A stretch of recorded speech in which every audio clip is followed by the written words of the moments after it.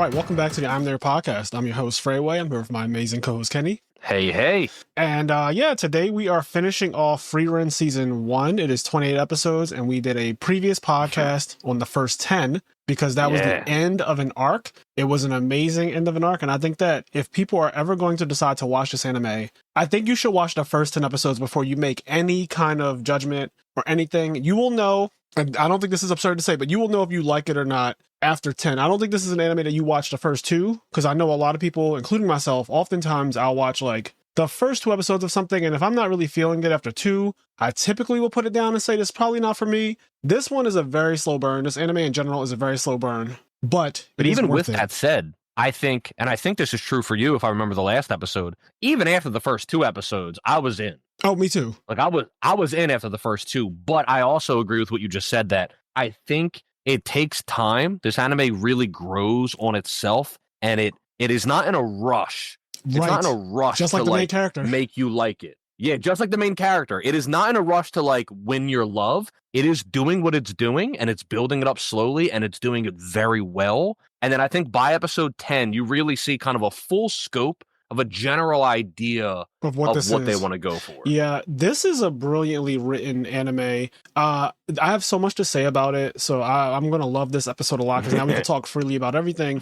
But I do like what Kenny was saying about how it's not in a rush, because that is a different angle than most anime are following today.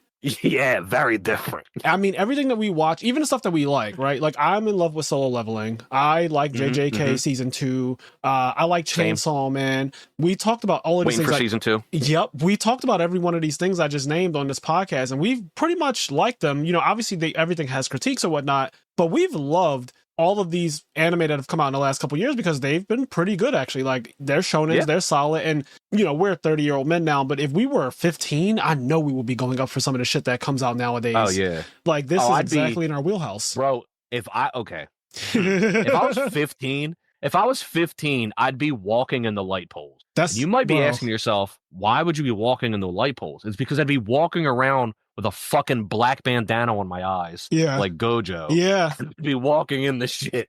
Yeah, I will be wishing that my head was a fucking chainsaw. Like, that's the world we live in now. So, yeah, Frieren is very different from all of that. And that's kind of the point. Kenny was like, it's not in a rush to win you over like the other anime are. And that goes in line with the main character, who is also in no rush because she's an immortal mage who's an elf. You know, elves and pretty much everything, especially after being established by Tolkien, the Lord of the Rings writer, elves are immortal. And so they don't really have actual lifespans. They just kind of keep on going. And sometimes they don't even change their appearance. Like, Frieren has lived for over 1,000 years, which we now know for a fact. After episode 10, you know, it's blatant that she's...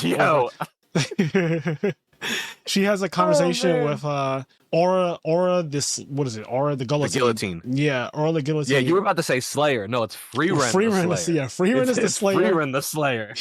You find out that, like, around, you know, episode 10, that arc, that Frieren's real name is Frieren the Slayer, or one of her names. She's like the Khaleesi, the mother of dragons, the breaker of chains, the Khaleesi, you know. She's like that. She has many names, but one of her names, at least in the demon realm, what they call her is Frieren the Slayer. She's that much of a bane of their existence. And I mean, she defeated the Demon King, right? So, like, she's a storied mage. She is the most storied mage, probably because of the fact that she defeated the Demon King as well. When we're watching this, it takes place.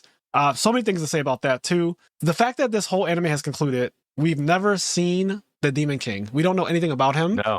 We don't know anything about the fight that happened where Frieren apparently won with Himmel the hero and her party, Hyder and Aizen. We just know that they defeated them in the episode. Episode 1 is them coming back from their journey and being celebrated for that by the whole world, essentially. And there's statues erected in their honor and all types of things. Then 50 years pass. Himmel's on his, basically at the end of his life. So are the other people except the dwarf.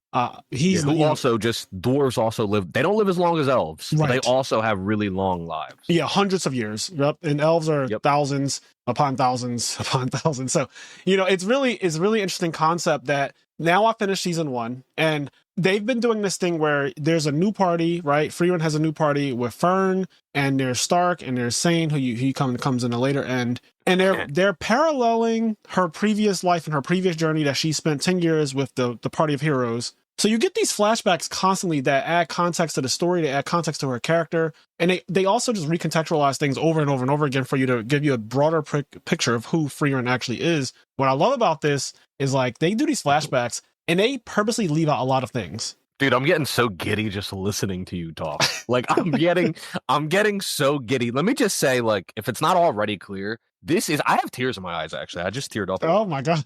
And I'm not kidding, man. This is like one of the best. It really is one of the best. Like, it really is, like, and I can already tell it's 28 episodes, but I don't know how long it is. I don't know how long the manga currently is. Have not read the manga. Novel or whatever it's from. I'm going to, though. I don't know. Yeah, I don't know how long that is. I don't know if it's still ongoing. I don't know where it's necessarily going, but I'm so excited. It's like with One Piece or Hunter x Hunter, knowing that there's like this big journey ahead of me, and it's like I'm so excited to see where this journey goes, because right now, like, I feel like the writing on this, and I also feel I got to look up the name of the author, because I feel like this is an author that really, like, I have respect for what has happened. A lot of respect for this author. Really like what's I like how you were bringing up other great works of art that we like, because when I watched Frieren, one of the things that came to my mind was the feelings that I'm getting from some of these scenes and some of these episodes is reminding me of the feeling that I felt when watching something like Game of Thrones.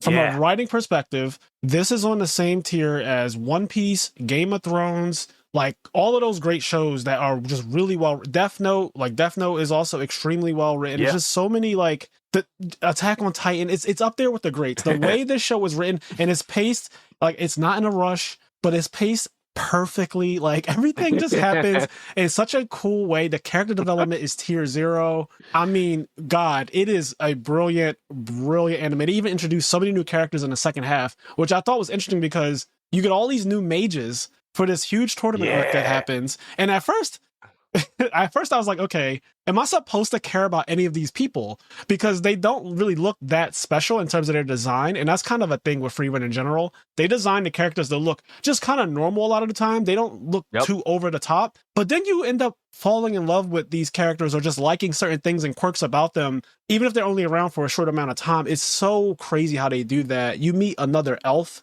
in this second half of the season, and he's a monk, and he's diesel as hell, like Kraft, the monk. He just looks cool as shit. And he's like, because it's now been a little while since I've seen it, but if I remember correctly, like, part of his thing is like he's like a hero without a name almost. Like he's done some crazy shit. He's actually like saved the world from something, but like nobody knows what he saved. There's statues of him too. Yeah, like there's statues of him, and like the statues are so old, people don't. So like there's statues of Himmel the hero, and people know that Himmel the hero and his party defeated the Demon King. Yeah. There's statues of Kraft, and nobody knows why. Nobody knows why there are statues of him. Like, that is fucking nuts. Yeah, because you just know that there's something there. They only introduced him for like one episode. I know he will be back in the show. I find him to be so interesting as a character. Like, just that one little cabin moment that he had with them, I thought was so interesting. And also how they explain that elves don't really have strong romantic connections usually, and that's why there aren't that many of them in the world. So in the world of Frieren, this is the lore that they're establishing about elves. The same way they established the lore about demons, that they are purely evil and they only know how to speak our language so that they can deceive us and eat us and do horrible things to us. They don't actually empathize with us. They can't actually understand us. They literally just want to deceive us. That's the lore about demons. The lore with elves is that, you know, people like Frieren, people like Kraft, they can meet another elf and not feel any connection romantically or the need to reproduce. How humans can take on several partners throughout their lives and have several different offspring, and often want to. Also, our lives are way shorter, so there's more of a rush, kind of like women even talk about in real life, our biological clocks and stuff like that. People talk about that, and it's like, oh, you know, if I don't have a kid by this age, I won't be able to, right? Like, when women get into their 30s, there's a lot of women that really start feeling that pressure that's either put on them from themselves or from society. That, like, you know, by the time they're 40, they might not be able to have a kid, and there's like a lot of pressure that gets put on women for that. It is, Kenny, and I'm so glad you brought it. I want to go on a little aside about this. So as we were getting older, right, me and you, when I was younger, this was never a thing that I thought about. And I had friends who were women my whole life, right? Girls in high school and, you know, elementary school and growing up and up and up. But the conversation of like the biological clock on women was never a conversation because we were young at the time. Now I'm in my 30s, and I have friends again who are girls, and they talk about these things to me, and it's a very vulnerable conversation because a lot of my friends in general, not just the girls, but the guys too, do not have children. Yeah. Like, most of my friends right now do not have children. I think I have one or two friends. I have two friends that I can think off the top of my head who have children, Will and Gus. And I don't really know who else.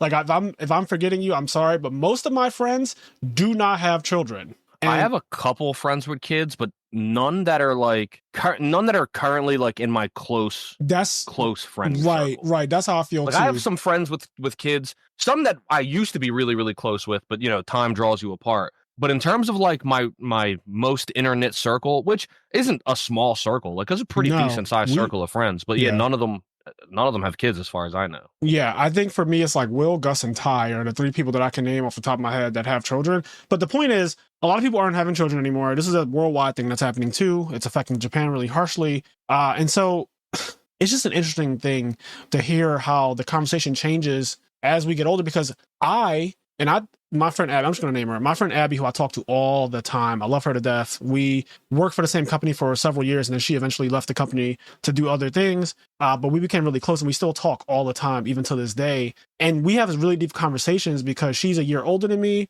and she still looks extremely young, though, like really, really young. But she always talks about how like she doesn't have kids yet, and she's not romantically involved with a man. And like, the steps are usually supposed to be like, meet the man, get married at some point, which can take literally years, and then have children. And she's like, I don't really know if I have that luxury to like go that slow, but I also don't want to be crazy towards a guy that I meet and just start being like, hey, we have to get married and we have to start having children because my biological clock is ticking. Like, I have to go. And I was telling her how that's crazy because as a man, I can have children whenever I feel like it. I can wait 30 years from right now, so today is 2025. I can wait until 2055 and decide that I want children, and I can have healthy children at 55 years old. And some people actually do that. That's not a luxury that women have. My mom, who's now past, I think she's around 55 now. She actually, has gone through menopause and she can no longer bear children. So, it's very interesting seeing like your parents get older, your mother get older, all of those things and the differences between people. So in human life, there's this like quick need to reproduce if that's what you want to do. Some people have no intentions of doing it, like myself, really. Anything can change, right? And that's kind of a luxury and the privilege of just being a man, is that I can just change my mind 30 years from now and still do it. But like women don't have that. And it's interesting that Frieren even brings up the whole, like, elves don't really feel what humans feel when it comes to leaving a legacy behind in their children or reproducing at all or just being romantically involved. What's also interesting about this is to like talk about all this and talk about the drive of humans. And it's something that most things that with elves and dwarves, etc., that's all of that lore kind of comes from Tolkien, right? And there's like stuff established from there, and then people have taken it and grown and adapted it and done whatever with it. But it is interesting because some of those core concepts exist here and they exist in their own way. Something I really like and find interesting is a big part of this season, especially toward the end. And I love how much Frieren loves Fern and how much she like respects Fern and how she says like Fern can do, like, Frieren is don't get it twisted, she's a 1K year old mage. 1K plus, right? She's been on this planet for at least 1,000 years. Fern is 16 and she's like, there are things that you can do better than me. Like, which is crazy. Like, it's like there's things that Fern can do in magic. Not a lot, but there are things that she's like, you have bigger potential than I do. Mana detection, hiding herself in magic. And so what this kind of comes to is that there's this idea that like elves are so long lived. They live so long for thousands and thousands of years. But most of the advancements in society come from humans. Because humans have such shorter lives. And with those shorter lifespans, they have a much bigger ambition to get things done. They're in a rush to get things done. They're super ambitious. So like you could let elves live for thousands of years and like they might still live in trees. But like humans in just like a couple generations will have castles. And cities. This is very true when it comes to that demon that they approached, Qual, that they unsealed, or like the seal was breaking. So Frieren kind of was like, all right, I'm just going to unleash him now and then we're going to kill him. When that happened, he was so surprised that they were using his attack, but they had modified it to be demon killing magic and shit like that. And even when Frieren talked him up as though he was this big bad demon, and we fought against him. All we could do was seal him when we fought against him, years and years ago now. So when Frieren fights him and he does his ultimate attack, she blocks it with her regular defensive spell. She's like, "What the fuck? That's regular offensive magic, Frieren. Like, what went wrong here? You told me that is regular magic." Yeah, and she was talking about how he created the first real attack spell, the first death spell, and all this other stuff. But she's like, that was just regular offensive magic. This can really go over your head if you're not paying attention, by the way. Yep. This is like such a... not even trying to be condescending or anything like that, but I swear the subtlety in the way this story is told is so brilliant. It is so subtle, but like you're supposed to understand that society and what Kenny's going about, humans, because of the way our lifespans are so much shorter than elves, we are in a rush to advance way, way more and way faster than they are because they live for so long that they kind of take their time with things. Mm-hmm. Not to say that they can't be prodigies, because Frieren is very clearly a fucking prodigy, but Flam is honestly held in higher regard than her, and there's other people held in higher regard too. So it's like, it's not really about how long you live, because usually that would mean that you could never beat me just because I live longer than you in most other things, right? Mm-hmm. In most other lore, Frieren being 1,000 years and Fern being 16, that means that Fern should never really be able to fuck with Frieren in pretty much every other anime that I could think of. Yeah. But in this world, humans are actually like exceptional when it comes to the way they can learn and how fast they can advance. And so, yeah, when they fight Qual, they're like, for the last 80 years, all everyone has done since you've been running rampant is figure out how your spell works. They've recreated it. They've redesigned it. They've made armor that defends against it. They made swords that cut through it. They've made defensive barriers that just block it. Like, we've done nothing but your magic is taught to every kid who goes to the academy, literally. Yeah. It's so like, good. It's insane. Like your magic is just regular magic now. Like everybody, not only does everybody know how to do it, everybody does it better. Yes, yeah, that's and it's all they just flat out do it better. That's all been advanced by humans. That's all humans doing that. Humans just advancing it in all these crazy ways. I love that this anime plays so much with time. Time is a really big part and a really big theme of this. Because you go back to like Flam, who is Frieren's teacher. She was trained by Ziria, who's like this outrageously broken elf who hates the main character. Like, she does not like Frieren. She wanted Frieren to be her apprentice originally. When she first met her, she met Flam, Flam's older, already trained by this outrageous elf. And she has this student, and she's like, yo, I'll train you. I'll take you instead because you have outrageous potential. I can see it. She's never wrong. They say that Zeria's attention or her intuition is never wrong. Never wrong. So she sees... That is such a great episode. It is. It really is, bro. She sees Frieren and immediately wants her to be... her student or whatever. And it doesn't work out because Frieren isn't who Ziria wants her to be. She wants her to be this like exceptional elf that learns all the most powerful magic and masters all the most powerful magic. And Frieren just kind of doesn't see the world that way, where that's her goal. She kind of just lives in a very leisurely way. She collects spells that don't really make sense at all to Ziria, like the one where she creates flowers, which is Himmel's favorite spell. I loved like throughout the anime when like they do it a lot when they talk about like a spell or a potion that lets you see through clothes. Yeah. And Frieren would be like, this is a legendary spell. Yeah, she gets so excited. And she doesn't say it to anyone. She's like, this is a legendary. She's like staring at the Grimoire like, this is a legendary spell. She's so and like, ridiculous. To anybody else, a legendary spell, you're like, oh shit, they're talking about like flares up. Yeah, exactly, like, exactly. Meteor. Right, like comet, shit like that. For her, it's just like a spell that like makes dirty clothes smell good or something. Yep. Like, just the most basic thing. This is a legendary class spell. Those are her favorite spells, and Ziria can't understand that. So they butt heads, and then she says, I was wrong. Like Ziria says, I was wrong about you. You do not have what it takes to be the best mage that ever existed. Like I disown you. I don't want anything to do with you. Get out of my sight. And that grudge has been held ever since then, however long that was. However many hundreds of years it's been. Right, because Flam was alive at the time. And it's so interesting. Flam grows old. It's really sad. She passes away eventually. And when she passes away, she gives Frieren this letter to take to Ziria. And Frieren gives it to her. And it basically says that humans are going to learn magic. And it is going to be life-changing because humans are actually brilliant. And they could do a lot of things that we don't quite understand. They can advance things in a certain way that we don't necessarily think to do.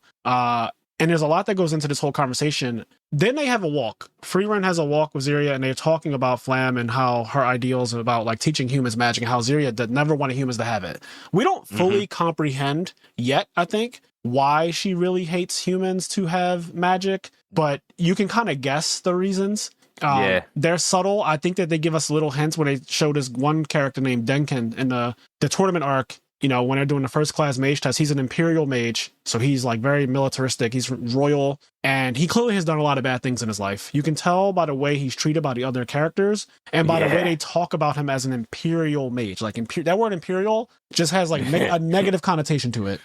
Yeah, he's done some shit. He's been in the mix. Yeah, you can There's been a couple flashbacks where like they don't fully show what's going on, but like he's gotten his hands dirty. He has, and you can tell that he's now in a state where he's older and he's kind of trying to like atone for things a bit because he has a hothead kind of apprentice guy, Richter, who wants to kill these girls in this exam, and he's like, yo, chill. Like, do not kill these two young girls. He's like, I'm trying to get this fucking bird. I do not care about them at all. Like, I'll just off them. And Decken says, I see a lot of myself in you. Right. Yep. So they're already showing you that, like, wow, this younger mage is trying to kill these people. And Decken, who's older, is like, I relate to you, but don't do that. I promise you don't want to do that. So you get like hints of what kind of person he used to be and what kind of person he's trying to be now. He goes to visit like an old grave. And there's all this stuff with time, but being younger and then growing older, which is something that only humans really do that we see. But yeah, Flam sends his letter to Ziria, and Ziria destroys it because she's pissed about it. She's like, yeah, Flam was she was nothing. She was like, she was a letdown too. Like she disappointed me just like everybody else has. And she's really disappointed by the idea that Flam wanted to give magic to humans and all that stuff, but it ended up becoming true. And this translates to another thing where I think it was Flam who told Frieren this. She said, if you ever are to be killed, it will be by either the Demon King or by a human. Yep. Yep. She tells Frieren straight up, Flam tells Frieren, the only two things that could possibly end your life are going to be the Demon King, which is so interesting that we get this in a flashback because we know she already defeated the Demon King, right? Yeah. So now you can just take him off the table. So the only threat to Frieren now is a human. Then what I love about this fucking anime is so great because they found a way to make the main character the fucking antagonist of the season. Like, bro, it's so cool. They tell you that her biggest threat is basically now a human. And a human is the only thing that could actually fuck with her at this point. I think that's crazy because Fern, who's been being trained by Frieren this whole time, is very clearly on a different level. Yep. Like, we are still... I think while season 1 of Frieren has really done a great job of showing us how powerful Frieren is, especially by the end. And I still don't think we have a full grasp of it, especially that shit that she did, the clone did, when it was about to die, which we'll get to that as well. I don't think we have a full grasp of it. I don't even think that Ziria has a full grasp of how powerful Frieren is either. And I want to talk about that too, because Ziria is set up to be like the strongest in the show. But I actually don't think that is true, just based on some other like small hints. And I could be wrong about this. This is all speculation. But they set up Frieren to be the main antagonist at the end of season 1, which is great because two things. One, we've seen a lot of anime recently, especially. I don't know if this is becoming like the new trope where the main character is more powerful than pretty much everything else. Yeah. Or one of the main characters is that way. Like Gojo, Saitama, Sung Jinwoo. It's just been kind of a thing that's been going on for a while now where like the main character is just by and large, or not, even if it's not the main character, someone in close proximity to the main character where they would always protect the main character is just stronger than everyone else on the planet. And every fight is kind of a joke because you know at the end of the day, well, as long as this person's here, nothing can really go wrong. Same thing with Naruto and Sasuke, which is the problem with Boruto, right? They were in too much of Boruto and you couldn't take anything seriously because you're like, well, this motherfucker can literally walk through time. And the other one has all of the tailed beast inside of him and can do like anything. He can create things and do all kinds of wild. So it's just like, it's hard to take things seriously when you have that. But Frieren found a way to not only downplay how powerful the main character is for a while, like the whole show is them basically revealing how powerful she is. But then after they give you a scope of how powerful she is, they make her the antagonist by cloning her, giving her no actual restrictions on how she would fight. Because the real Frieren would never do chaos magic like this fucking clone was doing. The fucking clone was just going crazy, bro. And that's when you really get to find out, oh God, Frieren is actually out of this world powerful. I want to say something about that, and then I want to go back a little bit because this is like the climax of it all. The like this final thing. But I do just want to say before I cycle backwards, the fucking animation and the effects on these attack spells. Yeah, like, man. What was that, bro? These spells were going crazy. They looked so outrageous. I called it chaos magic. I was like, what the fuck is that? It looked like Scarlet Witch was having a fit, bro. It just looked like anything. Like, you saw reality warping. They were like floating glass, dude. And you would see like different worlds and shit in the floating broken glass. I didn't know what was happening. I just called it chaos magic. Everything. Creating golems. It was like thunder attacks, fire attacks, ice attacks, earth attacks, dark magic, it was light magic, it was everything. I was like, when did she fucking when did this happen? She's only been using the basic spell the entire show so far. That's all she's ever used. Is the most basic offense and defense match. She never used anything else. And she also taught Fern the same exact thing. All you need is the basic attack and the basic defense, and that is honestly good enough. And so when it gets to this point, and you find out that this little bitch knows all of these crazy, outrageous spells that honestly were just spamming them too. Spamming them. Bro, spamming them. I was like, okay, one, her mana has to be outrageous. That's the first thing. Like, we already know that her mana is outrageous, but like, it has to be so much more than even they've shown us. Like, they've shown us when Aura thought she had more, and then you saw Frieren's completely engulf Aura's aura, and that was a lot, right? Her mana was just so much more, but it has to be. And then they shown us Zeria's mana too, and hers was out of control. The only person that really saw through it. Hers was out of control and it gets like revealed, I guess, that she's also suppressing her magic. Yeah. So like hers looks out of control while it's suppressed. So she's suppressing it and it still looks out of control. Yeah.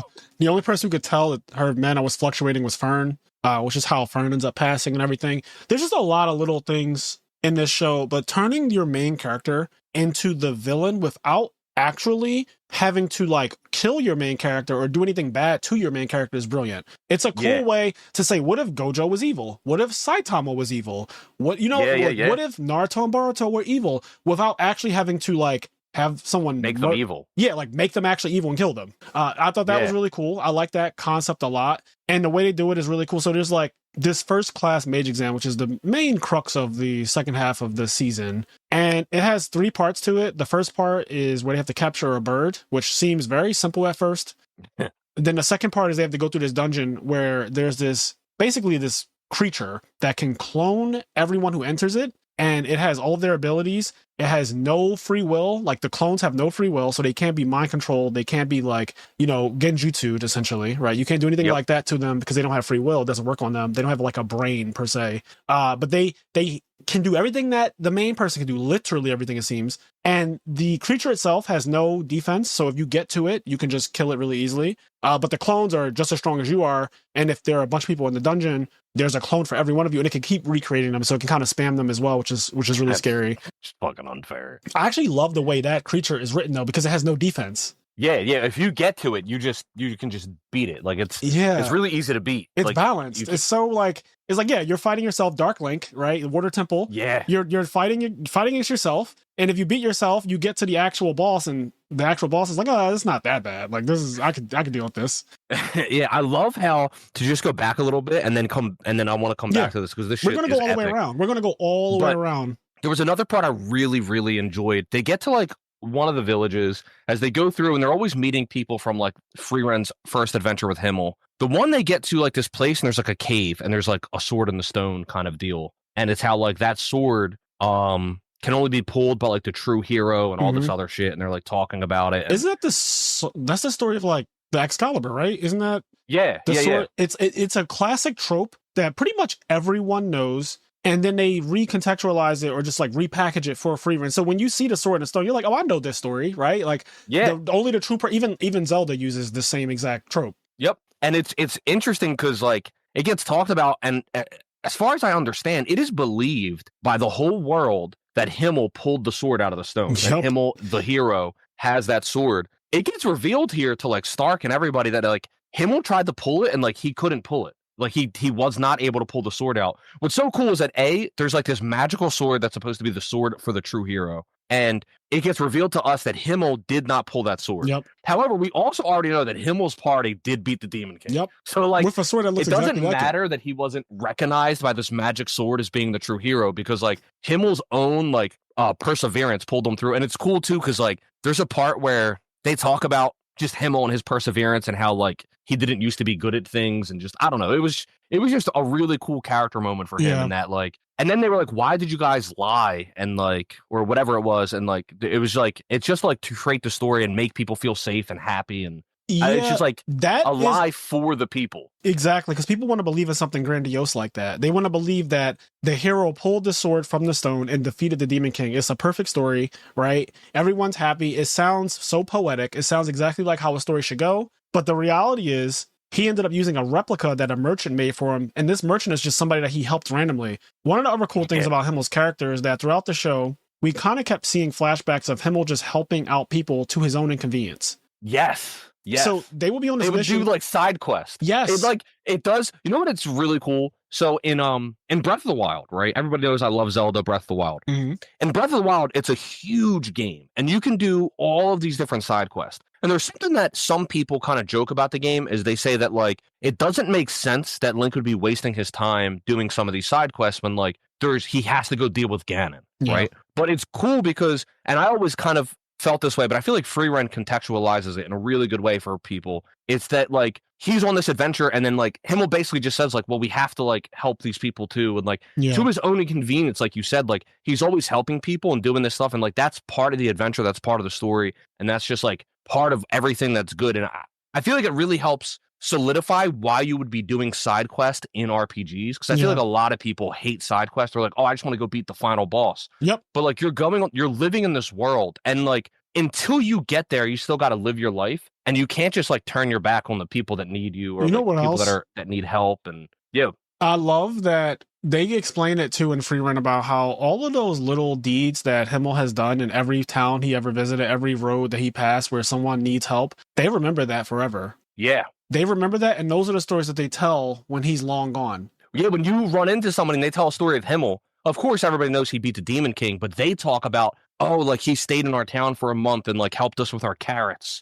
And, like, he sat there, like, because think about this. When you think of rich and famous people, right, there's a lot of them that you can probably think of that piss you off. But there's probably a rich or famous person that, like, you kind of like. And you probably kind of like them because you heard a story about how they did this thing. And, like, for example, there's this story about Tupac that people didn't hear about until after he was dead. But, like, apparently he was late. He had to go somewhere important, and he had to get on a plane. But he heard while he was on his way there that, like, this girl got, like, mauled by a dog, and this, like, random little girl was, like, in a hospital. She got, like, mauled by a dog. And then he just, like, completely canceled his thing, missed his plane, went to this hospital, and, like, spent the day with this girl who, like, got attacked by a dog or whatever, and just was, like, there. And, like, this is a story that nobody heard about, nobody told until after he died, and they, like, and then other people talked about him. They told that story. That kind of endears you to those people, right? It makes them feel more grounded, more real, because it makes you think, if you're a quote unquote regular person or whatever,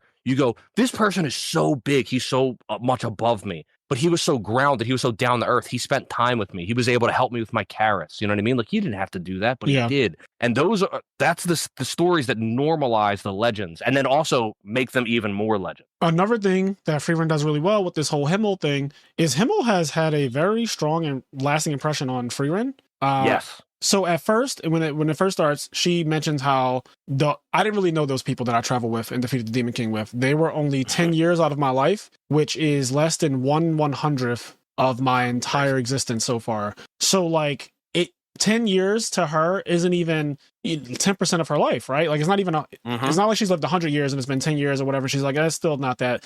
She's lived for over 1,000 years. So 10 years is literally super insignificant to her.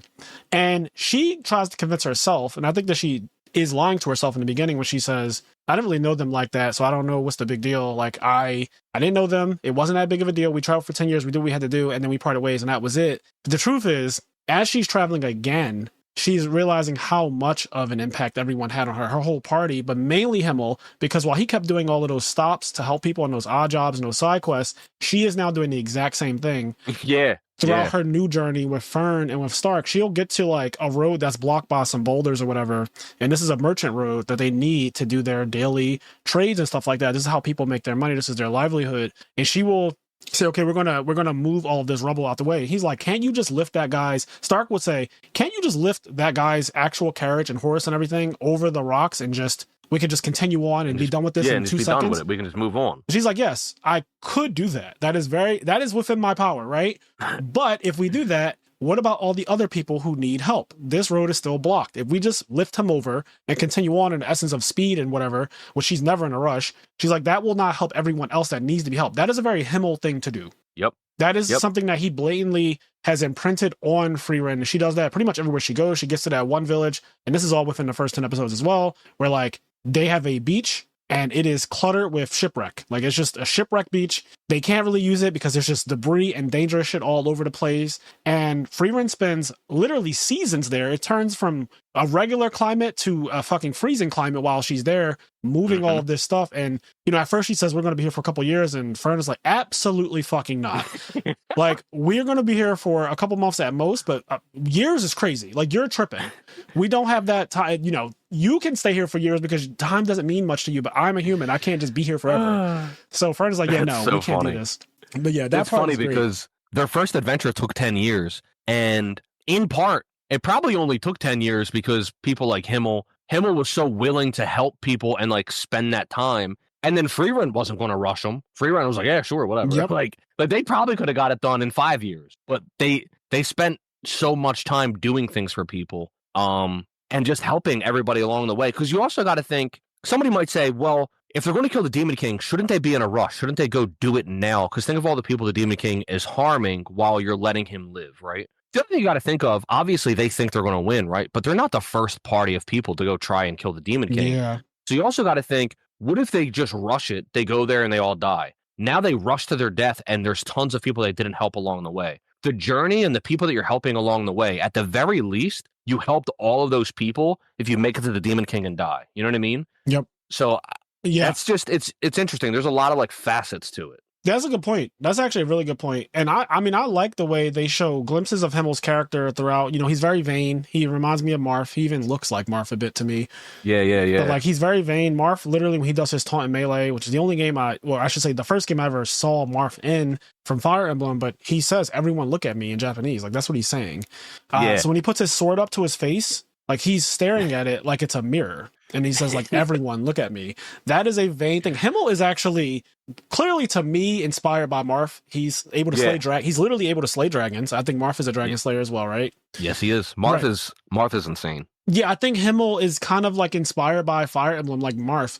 The hairstyle, like the way he's vain, they even show him looking at his sword, and like when he's getting statues made, he's like, oh, could you make it a little bit more handsome in the face? And like just a lot of vanity. But he is a good person, and he fails to pull this sword, which is a low point it's a low point in his true story arc, in the sense that like if people knew that truth, they might be like, oh, but he wasn't able to pull the sword, though. Is he really a hero? So they call that episode Fake Hero or something along those lines. Like the episode's title, when you find out about this, and even Stark is kind of like, damn, he wasn't able to pull it. And then Frieren says, yeah, but he was a true hero regardless. Like he was a true hero despite that. He didn't pull the sword, but he used the replica. He defeated the Demon King all the same. And everyone knows him to be the hero that defeated the Demon King without ever having to do this one thing that like was supposed to be the prophecy of, you know, the hero's going to come and pull this. It's also like definitely respect for him too. In that like, I could definitely see there's going to be people like,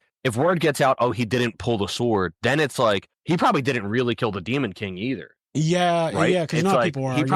It was probably actually somebody else. Like he probably didn't really kill the Demon King. Like that's actually bullshit. And then you got some people saying like the Demon King's actually still alive after, like just crazy shit. Like yeah, I love it. I actually really like the way they just add that tidbit to his character. It's like he's not perfect, and really no way is he perfect. But then there's these other parts where you realize that, and I hope I'm not misreading this, but I feel like Himmel was definitely in love with Frieren. And I do feel like I feel like he was certainly there was certainly some level of romantic feeling for her. They allude to it a couple times. And then he also kind of realized that, like, she clearly doesn't have that for me. Yep. And it's not even that. What's crazy is that now on her second adventure, she might be realizing she does have romantic feelings. I think that's like, exactly as this adventure right. goes on. But he certainly, I think, I could be wrong, but I do think as well that, like, he had some level of romantic feelings for her. So, but also at the same time, maybe even pitied her. The fact that she didn't, I don't know if pity's the right word, but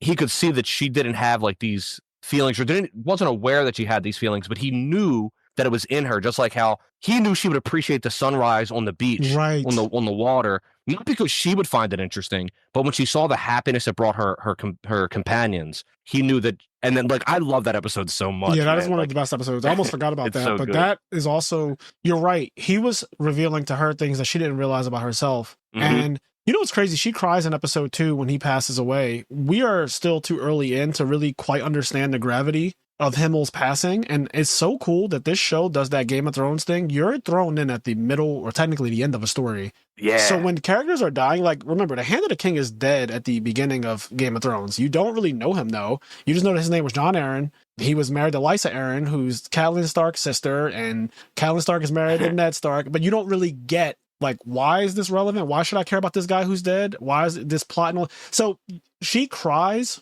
when Himmel passes away, and even though I did feel a little bit of sadness, even only being 2 episodes in, not really knowing these characters that well, I think if you go back and start the anime from episode 1 after episode 28, that scene will be way more emotional. Now it'll probably hit you way harder. Yep, because he taught her so much about who she really is. She thought she knew who she was, and she tried to be this person that didn't really have emotions or didn't care about many things and thought so many things were just stupid or whatever. But over time, she realized that, like, oh, I do have love for things, and I do take joy in things that I thought I wouldn't. So yeah, he teaches her a lot. And where I get the, I wanted to provide some examples of, like, where I feel his romantic connection to her, even if it's not reciprocated, comes from, there's a couple parts. One of them is where, so she blows a kiss at Sign because it's revealed that he loves MILFs. He loves older women. He likes MILFs. Sign, if you don't know, I mean, if you're here, okay, real quick. If you're listening to this, you saw Frieren, and we're just talking about it, and you're loving it. But if you're listening to this, like, I know some of you do, and you haven't seen Frieren, here's me telling you again to go fucking watch Frieren. Yeah, it's really good. But that said, if you don't know who Sign is, he's kind of like another member of the party that I was so sad, but they end up splitting ways. He's probably they're gonna remake. I hope. But he's like a member of the party, and he's like he's a priest, and he's kind of a corrupt priest, similar like to Hyder. And but yeah, like Frazier said, it gets revealed that, like, he likes MILFs, he likes mature older women. And Frieren is not that. Even though she's older, she's the oldest woman that he would ever have met, right? So she checks off the box there, but she looks like a child. And he can't get past that part, which is totally fair, right? She has the appearance of a child. She doesn't have boobs. She's not thick in any kind of way. She just looks extremely young, right? She looks extremely young. So he doesn't see her the way he would see what you expect when you think of MILF. Like, Flam would make him have a nosebleed. Flam is busty. Okay, if I remember Flam correctly, she was walking around in a fucking toga, like a toga dress, right? She looks like a Greek goddess, I should say. If Sign seen Flam, he would be like, awooga. Yeah. Like, nosebleeds, Brock, every character you've ever saw that's, like, super horny for a girl, she is the perfect person to represent, like, what he's after. Frieren doesn't look anything like that. In fact, Frieren pales in comparison to Fern, which they make several comparisons throughout the show, which are funny. It's funny every time it happens, but she notices as Fern's getting older that she's filling out in the breast area, and Frieren is actually jealous, like, blatantly having a very human emotional reaction to it, seeing that Fern just has boobs. This is one of the funny parts I wrote down. They're riding in a horse and carriage in the back, and Freeman's like, I'm just going to rest a little bit. Let me just lay on your lap. So she lays on Fern's lap, and she's like, I'm just going to watch the clouds. And I didn't know what we were seeing at first, but they show a view, which is a POV of what Frieren sees as she's laying on Fern's lap, looking upwards, though, towards the sky. And she sees half of the sky. She sees half of the sky and half the clouds. And I was like, what am I looking at here? And come to find out, they show Fern, like, look down at Frieren, And Frieren she gets actually mad. She rolls off of Fern's lap, and then she's like, never mind. And she goes and like sulks over. She hangs over the edge of the horse and carriage. She like hangs over, and Fern's like, what's wrong? Oh my God. And she's like, nothing. I just couldn't see the clouds. Yeah. She was like, I could only see half or something like that. It was so funny, man. That shit I rewinded it. I could not believe that scene was in there. That shit was so real because like we already know when they were traveling, it was just those two. This is before they even got Stark. They were traveling. She just looked over at Fern, and the view was blatantly like some fan service shit, but not for the sake of being perverted or fan service. Yeah. It was for the purpose of like, Frieren just commented, Fern, you've gotten really big, even bigger than me now. And she's like staring at her boobs in particular. And you just realize, oh shit, this little mage is like jealous of Fern getting bustier. So it's cool because, like you said, it's obviously kind of like a fan service shot, but also it doesn't feel like fan service. It actually feels like character development. It feels like jealousy. Understanding of the characters. It's like, okay, like this is what it's going for. It's not going for like fan service. Yeah, just for the sake of showing boobs or whatever. So anyway, she blows a kiss at the corrupt priest who normally would like someone her age, technically, if she looked a little older or whatever, but she doesn't. So the kiss goes towards him. Nothing really happens. And it's such a out of character moment for Frieren. She doesn't even seem right when she does it. She gets all like weird about it, and she blows the kiss. He's like, all right, this is my best spell here. I'm blowing this kiss, and this will surely get you to join our party because we need a priest. But then it just doesn't work. And they have this flashback moment where that's the same spell she used, or the same thing she used against Himmel. Yeah. And they show it, and when she does it to Himmel, he fucking passes out with blood coming out like Sanji from One Piece. Like, my man flies backwards, propelled by his own nosebleed. And he cannot take the fact that she blew him a kiss. Himmel, to me, once I saw that, and that happens way later, that's like, past episode like 14 or whatever, so past the halfway point when you see this, but I was like, oh, okay, so I don't think I'm crazy thinking he definitely had something for it. There's another scene with this ring that she's given by him, and they show him put it on her finger while he's on his knee. He's like on bended knee, and he puts the ring on Frieren's finger. And obviously to humans, to people watching the show, that looks like a proposal. Yep. That looks like a marriage proposal. That's what, as soon as I saw it, I was like, what the fuck? And they don't really elaborate too much on their relationship and what happened right there and stuff. They just kind of like gloss over. They'll show you a glimpse of something, and they're going to revisit it at some point. But like that ring means something to Frieren because she goes looking for it in the show. Like at a certain point, she's like, fuck, I lost my ring. Yeah. She really wants it bad. Like when she loses it, it is not a happy moment for her. You can tell she actually cares about it. She has all these like little mementos. She's wearing the earrings that are very similar to Flam. Like Flam had these long red earrings, and when you meet Frieren, when Flam meets Frieren,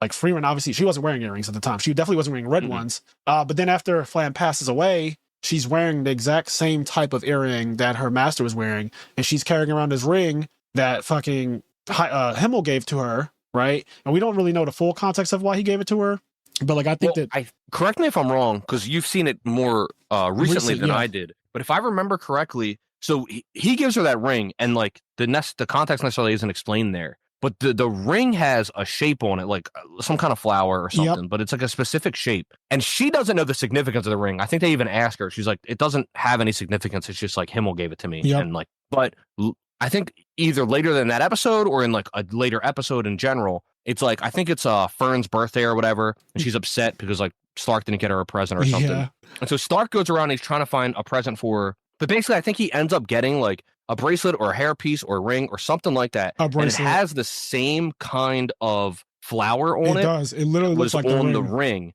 And I think the jeweler explains that it's like a true love thing. Or I don't remember exactly what he says. It blatantly does allude to people who are in love. Yeah.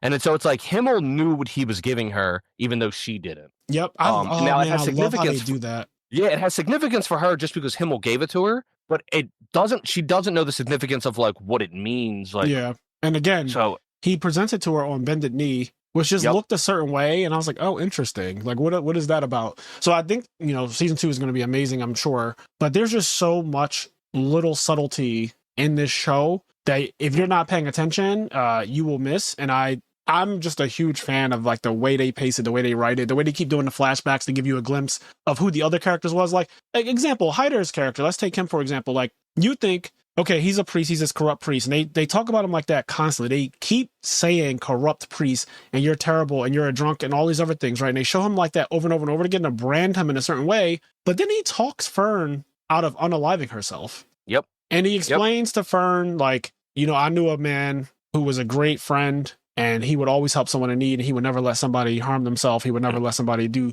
damage to himself like that. And I always aspired to be like him, even though I knew I never could. He just gives this heartfelt speech. And you know, he's talking about Himmel. Yeah. But he stops Fern from taking her own life. And then Fern finds a reason to live in magic. And episode 2 is called, like, It Didn't Have to Be Magic. It's just so ironic because, like, that's all Fern and now, you know, Frieren also, they just love magic so much.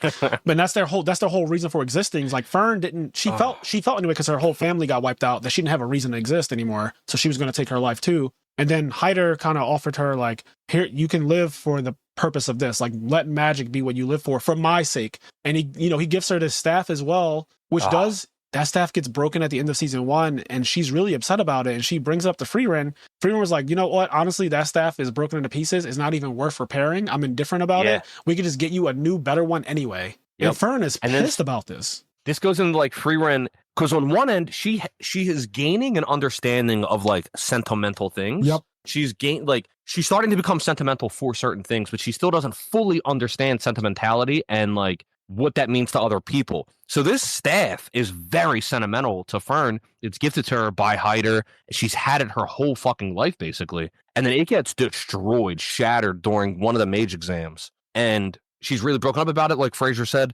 Frieren is just like, we can just get you a new one. And she sees the kind of the damage that does to Fern emotionally. Yeah, it pisses her off really bad, actually. Yeah, and then so Frieren really goes out of her way to try to get this fixed. And she ends up, you know, going to this guy, and then the guy's like, this shit's fucking not repairable. Like, you know what's cool? What the fuck am I supposed to do? So I know we're all over the place in terms of, like, we're not going in a direct timeline or direct order of events, but this is post the tournament arc. This is post the first class mage exam. The guy who repairs it is the fucking Earth mage Richter, who wanted to kill those 2 young girls in the exam before Frieren broke the dome. I can't wait to talk about that too.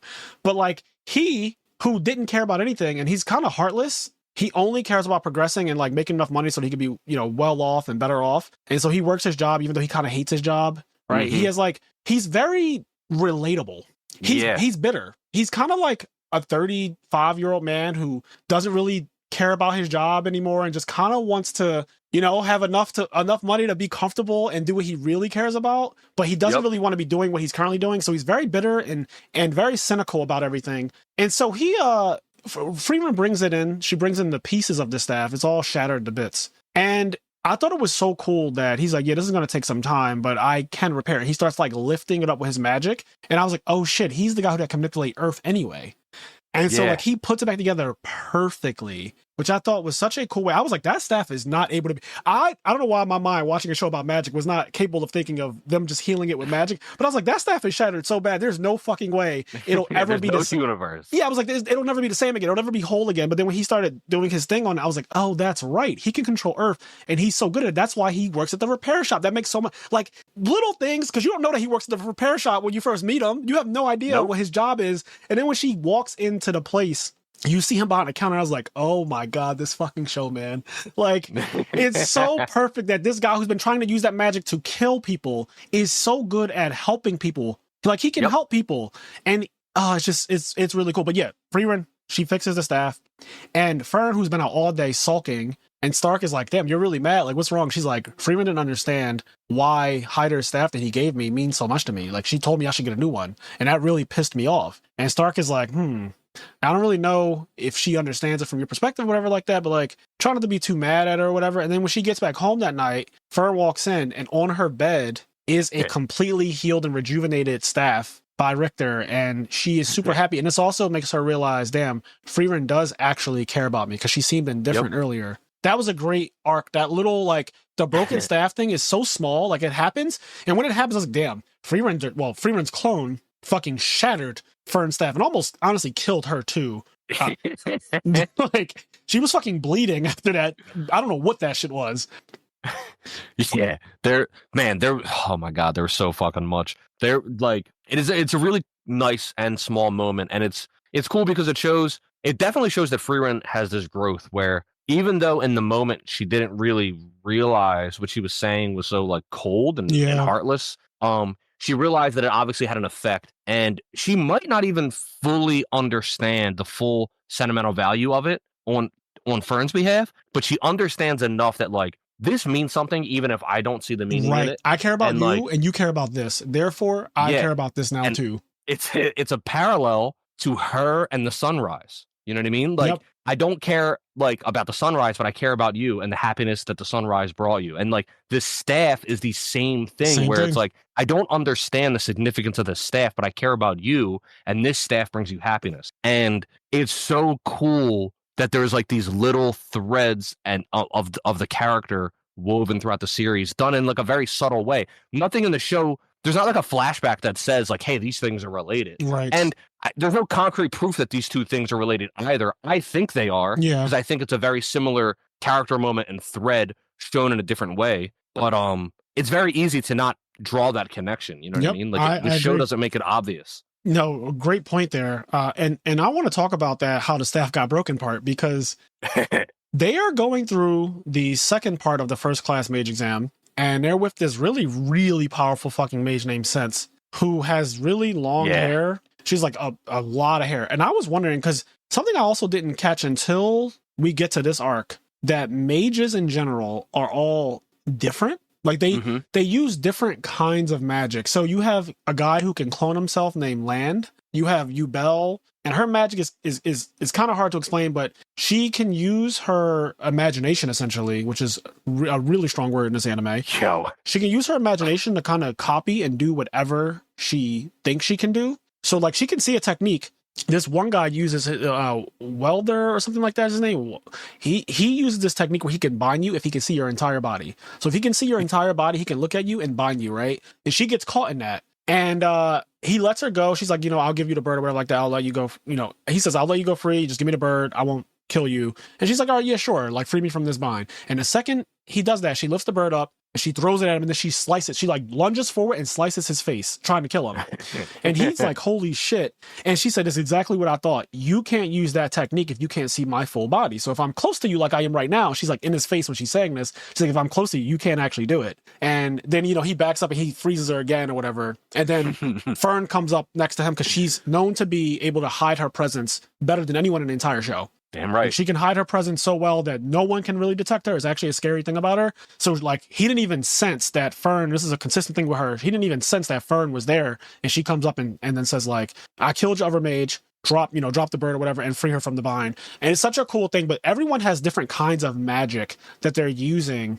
You have the Earthbender, that they're using, specializing in ice learning magic, and the girls, right? Water and ice. Yeah, that's cool too, because like the one girl is essentially useless if there's not water around. Yep. Like she essentially like she can't like produce magic or like her main form of magic on her own. Yeah. She needs to be kind of near bodies of water, or it needs, because something that's really interesting is like she's like, I'm really broken if it's raining. Yeah. And it actually is raining. Like it's currently raining during the exam. Yeah. But there's a barrier around where this entire forest where they're taking the exam. There's this barrier put up by Sari. Or Ziri, however you say her name. Yeah, her name is so weirdly pronounced, but the way it's spelled is definitely Siri, but is pronounced Ziria. Anyway. Yeah, at the time, you don't really know who this is, but like people are talking about her because at one point somebody's like, I think someone's trying to like dispel the barrier. And then somebody else is like, yeah, well, that's like, let's move on. That's not going to happen. Like we don't have to talk about that. I think it was two first-class mages talking to each other about the barrier, saying that's not happening. One of them was Sense. Yeah. One of them was Sense. Because I think Sense was the one saying, hey, somebody's trying to like absorb the barrier or dispel the barrier. The other first-class mage was like, well, let's move on to the next topic. Right. Because that's not happening. Because it was that barrier was put up by Syria. Yeah. And like that's just never going to be a thing. Like, let's not waste our breath talking about things that won't be happening. Right. But this barrier, let me tell you what won't be happening. Right. And we think, as we're listening to this, we're like, okay, who is this person? And why are they being held in such high esteem? But okay, we get it. We already know about another barrier that was erected around an entire town. Flam erected a barrier. That town that was saved in episode 10 that was put up by Flam the Mage, who's like this legendary mage. And if I'm not mistaken, it started off with like a fucking little plant, like a little plant that grew and grew and grew, and the barrier like grew with it, and you just broke it. Like that whole thing about the way she set that barrier up for that entire city, that town, that capital or whatever is nuts. But then you have Syria, who can also do the same thing, probably even more powerful. Obviously, she's an elf and she's just insane. But then like they're talking about how no one's breaking this barrier because of who put it up. No one's breaking it. And so yeah, like Kenny said, it's blocking the rain during the exam. Blocking the rain. And so this one girl, she's kind of like cut off, and then like her friend controls ice magic. And then like them together, if there's water and she's using water and the other one's using ice, these two are like really broken. They can do all kinds of stuff, but they're kind of cut off from a lot of their power because there's just like no water near them. And it is raining, and they're like, oh, it's kind of unfair because it's raining, but like we don't have access to the rain. Yeah, and in the middle of the exam, after Frieren basically like defeats other people, secures a berth for herself, her two teammates, because everyone is forced on a 3-man team, the two chicks, they're fighting against the Earthbender, and he's getting the upper hand. He's just stronger than them. He's older than them. He's more knowledgeable about magic than them, and the rain is being blocked, so they're not as effective as they would be. So he's about to win. And then Frieren makes this fucking spell at the very middle of the barrier, like this green magic, and it lifts up into the fucking sky, and it shatters the dome. It shatters the whole thing, and it opens up the entire dome for the rain to come down. And when it happens, they do a little flash to Ziria, who is like smiling on her throne, and says, "What a way to come back! Like, what a welcome back, Frieren." Yeah.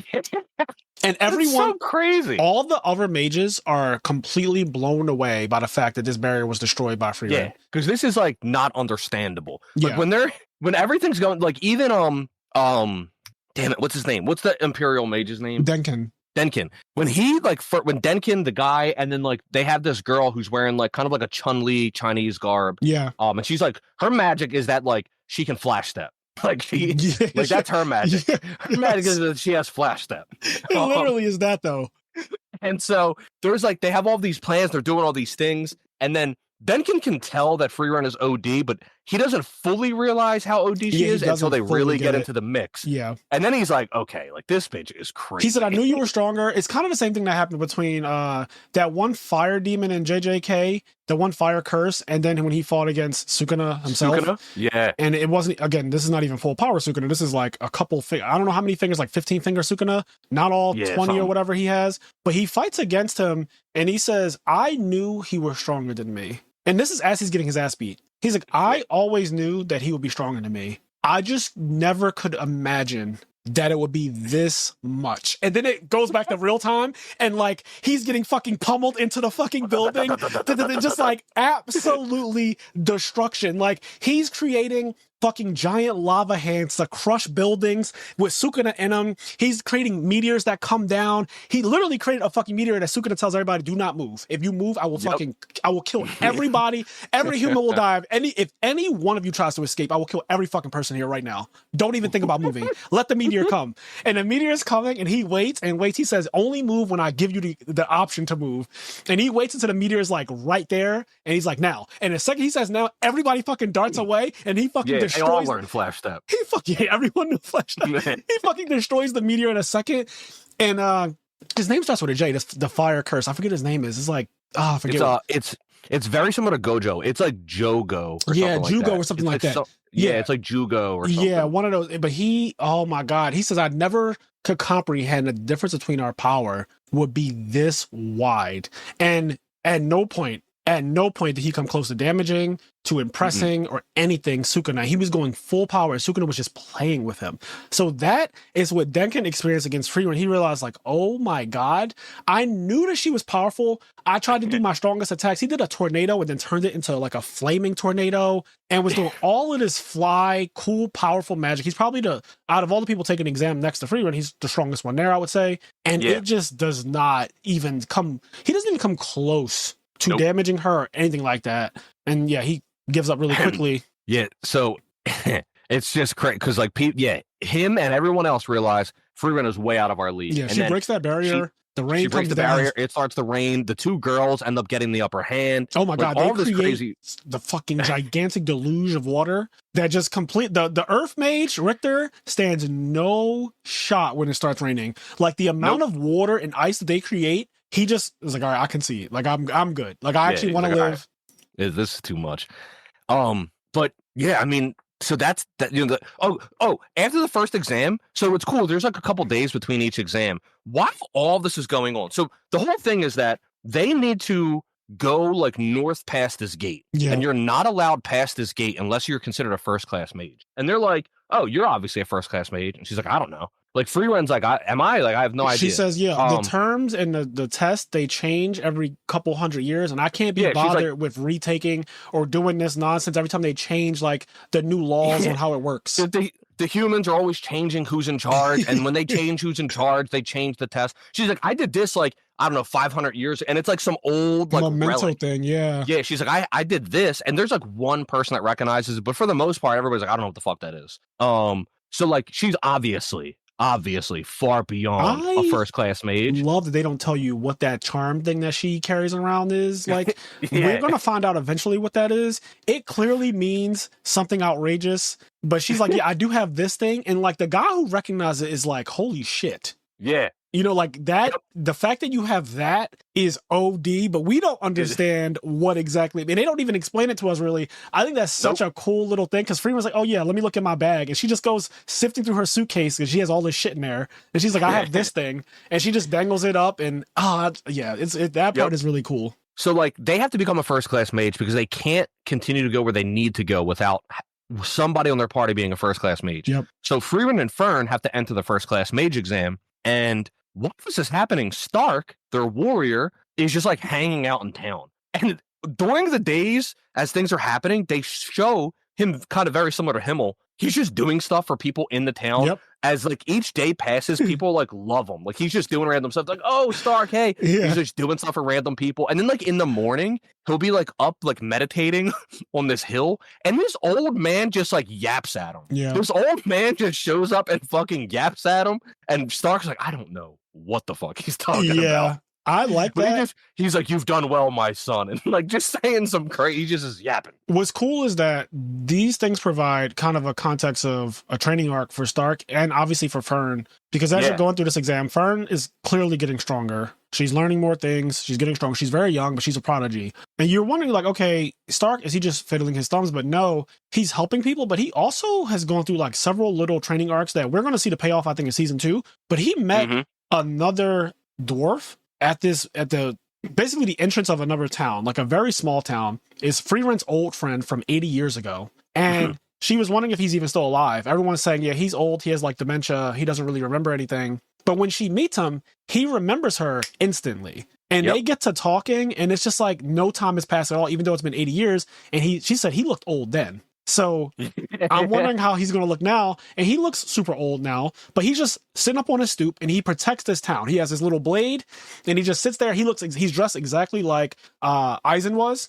So he's like dressed in the same type of warrior garb. And he talks about the time where he was married to a woman. He loved her to death. And he was like, cherish those that you love, because there will come a day when you won't be able to remember their face. And the way he talks about the love of his life, he says, I think about her all the time. He's like, the only sad part is it's been so long that I literally can't remember her face. And they show you a flashback of her, but her face is like shrouded in shadow. Yeah. And it's kind of a sad moment, because you're like, damn, he actually does remember a lot. People thought that he's kind of like crazy and that he just like suffers from Alzheimer's, dementia, or whatever. But he actually does have his faculties about him. He still remembers things. Obviously, he's old, so, you know, it's not 100%. But what's so cool is that when they are done their business in that place, because it's like cold and they have to stay there for a little while.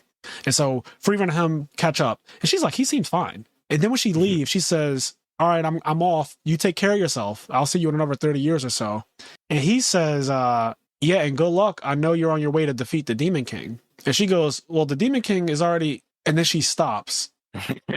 And something about him saying that, because he's supposed to know, like everyone else, that she already defeated the Demon King. Yeah. But clearly, and this is kind of what people were talking about, why he's not all the way there. He says this one line when she's leaving about how good luck on your journey defeating the Demon King. She's like, I already defeated And then she stops and she's like, oh, I see. So he has deteriorated in ways, but it's so cool that he remembers her and they have this conversation and he's like, you're still the same as always. Like, you know, I just that little episode where she meets him, and I even brought him up just to talk about Stark getting his ass beat by this guy. The second they walk up to him, like the second they walk up, he's like, "What's up, Frieren?" Trips the fucking shit out of Stark, jumps on him, is like, "Never let your guard down, bitch." Like for no reason, they walk up. He's like, "Yo, Frieren, what's up?" And then he just fucking Stark just gets tripped. He gets his legs chopped from under him. He's like, "What the fuck is happening? Why is this guy attacking me?"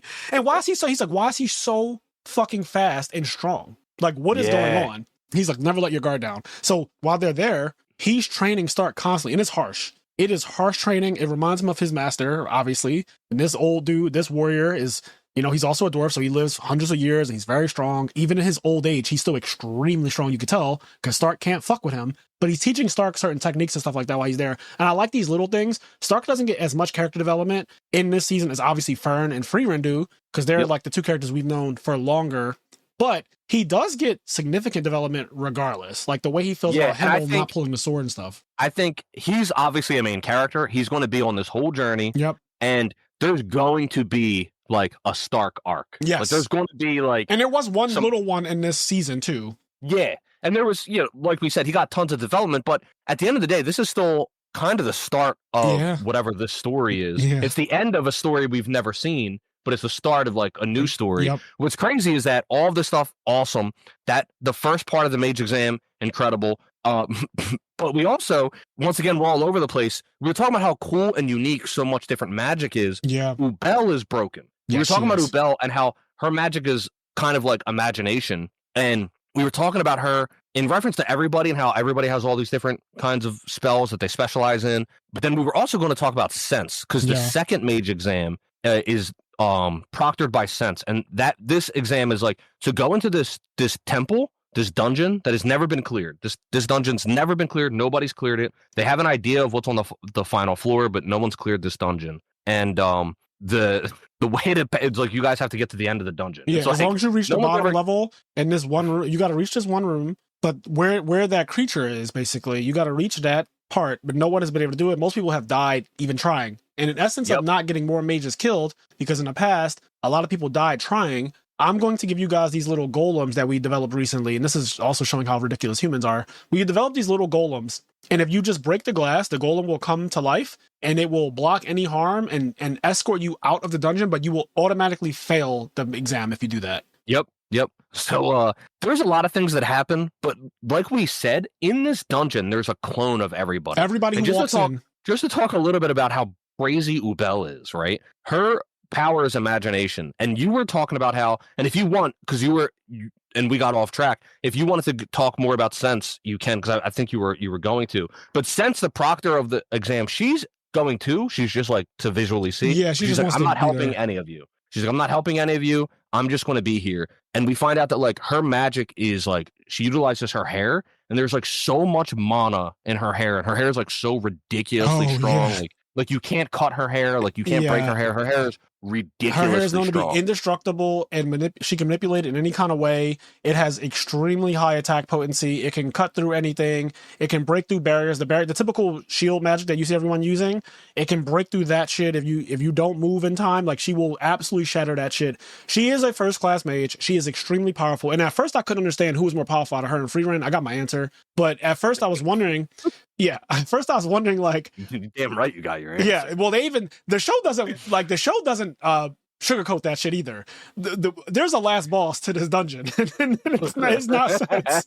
Yeah, because dude, they're going to this dungeon, and what's so cool is like they're going to the dungeon, and like Frieren, by the way, is going through every nook and cranny. She's like, oh, well, we haven't gone down. They're like, yeah, but the next floor is here. She's like, yeah, but there's a hallway here. We can go down. This secret shit. We got to go down. We got to go down this hallway. There might be a grimoire or a mimic. Yeah, and I got to go get eaten by a mimic for the 15th time. Yeah, she loves treasure chests, even though everyone else can kind of obviously tell, like, that is probably not a real treasure chest. It's probably a mimic, and you will get eaten.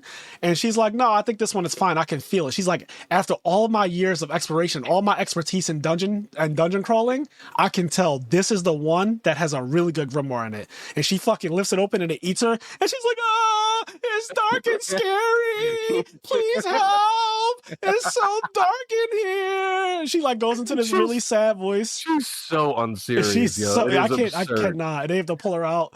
But yeah, So Sense all this follows stuff in her. this dungeon, and eventually, like the clones start getting revealed because they don't get revealed for a little bit, and so all of the different mages are fighting all these different clones. At some point, some unlucky group ends up on Sense's clone, and That like is Sense exactly is destroying them. what I would describe them as. There's some unlucky fucking group, bro. Let me just say this real quick, okay? Before they go in, Sense says, "I'm not helping any of you, but the fact that you're here put a fucked up boss in here." It did. The fact that since you're here, I know you said you're not going to help, but it's kind of fucked up that you're not going to help. Because now we have to fight you. Like, this is bullshit. I think Ziria at the end of this arc literally says, "Sense, why did you enter the dungeon?" And she was like, "I just wanted to follow the most interesting party or whatever." She's like, "Yeah, but you acknowledge that by you entering, you made this exam harder than it had to be, correct?" And she's like, "Hi. Like you made this harder because you fucking entered it. Why? Like if I entered it, they would have gotten wiped out." Yeah.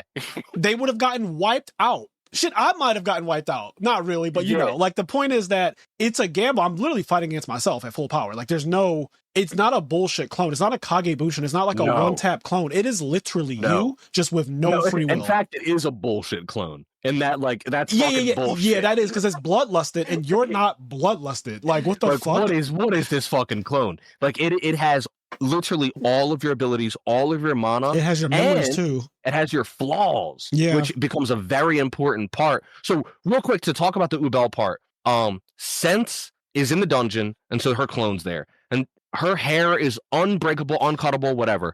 And Ubel's magic is kind of like what she believes to be true. And they also say it's very important that the art of magic in general is belief that you can do it. Yep, imagination. It's like whether or not you believe you can do it. So Ubel's magic is like really like hard into that. So they're like, there's no way you're going to be able to like beat Sense. You can't kill Sense. It's not possible. And then at some point, Sense says like, "Oh, she is like my worst matchup," or whatever. And let me interject here because I seen this very recently and I love this part. So because Sense is there, her clone is going around ODing on other parties, and I mean literally hitting them with moves that would kill them, and they have to pop their golems and leave. Yep. So people are getting actually almost murdered by her clone because it's just going for straight up jugulars. It stabs. Some people die. Yeah, straight up. Straight up. This one girl gets stabbed really, really fucking bad.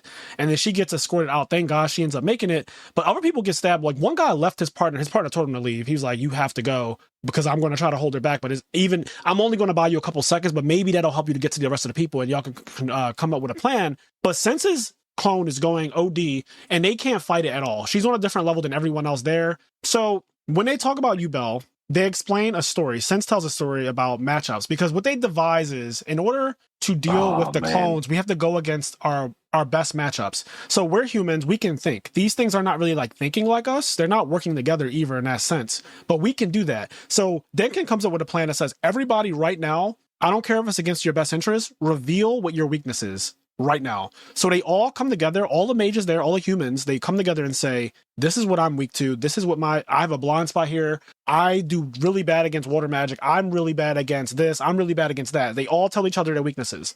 They say, "Okay, now we have to go out and fight clones that we're good against. So that way we have positive matchups. We can like beat them really easily, right?" Okay, this is all just baseline stuff. Like Rock Lee was a bad match. Gara was Rock Lee's worst matchup because he has a fucking defense and all you can do is taijutsu. You need more than taijutsu to get through that shit, or so we thought. But yeah, usually that sand can block any physical attack. So it's like a bad matchup. That's what they were trying to create.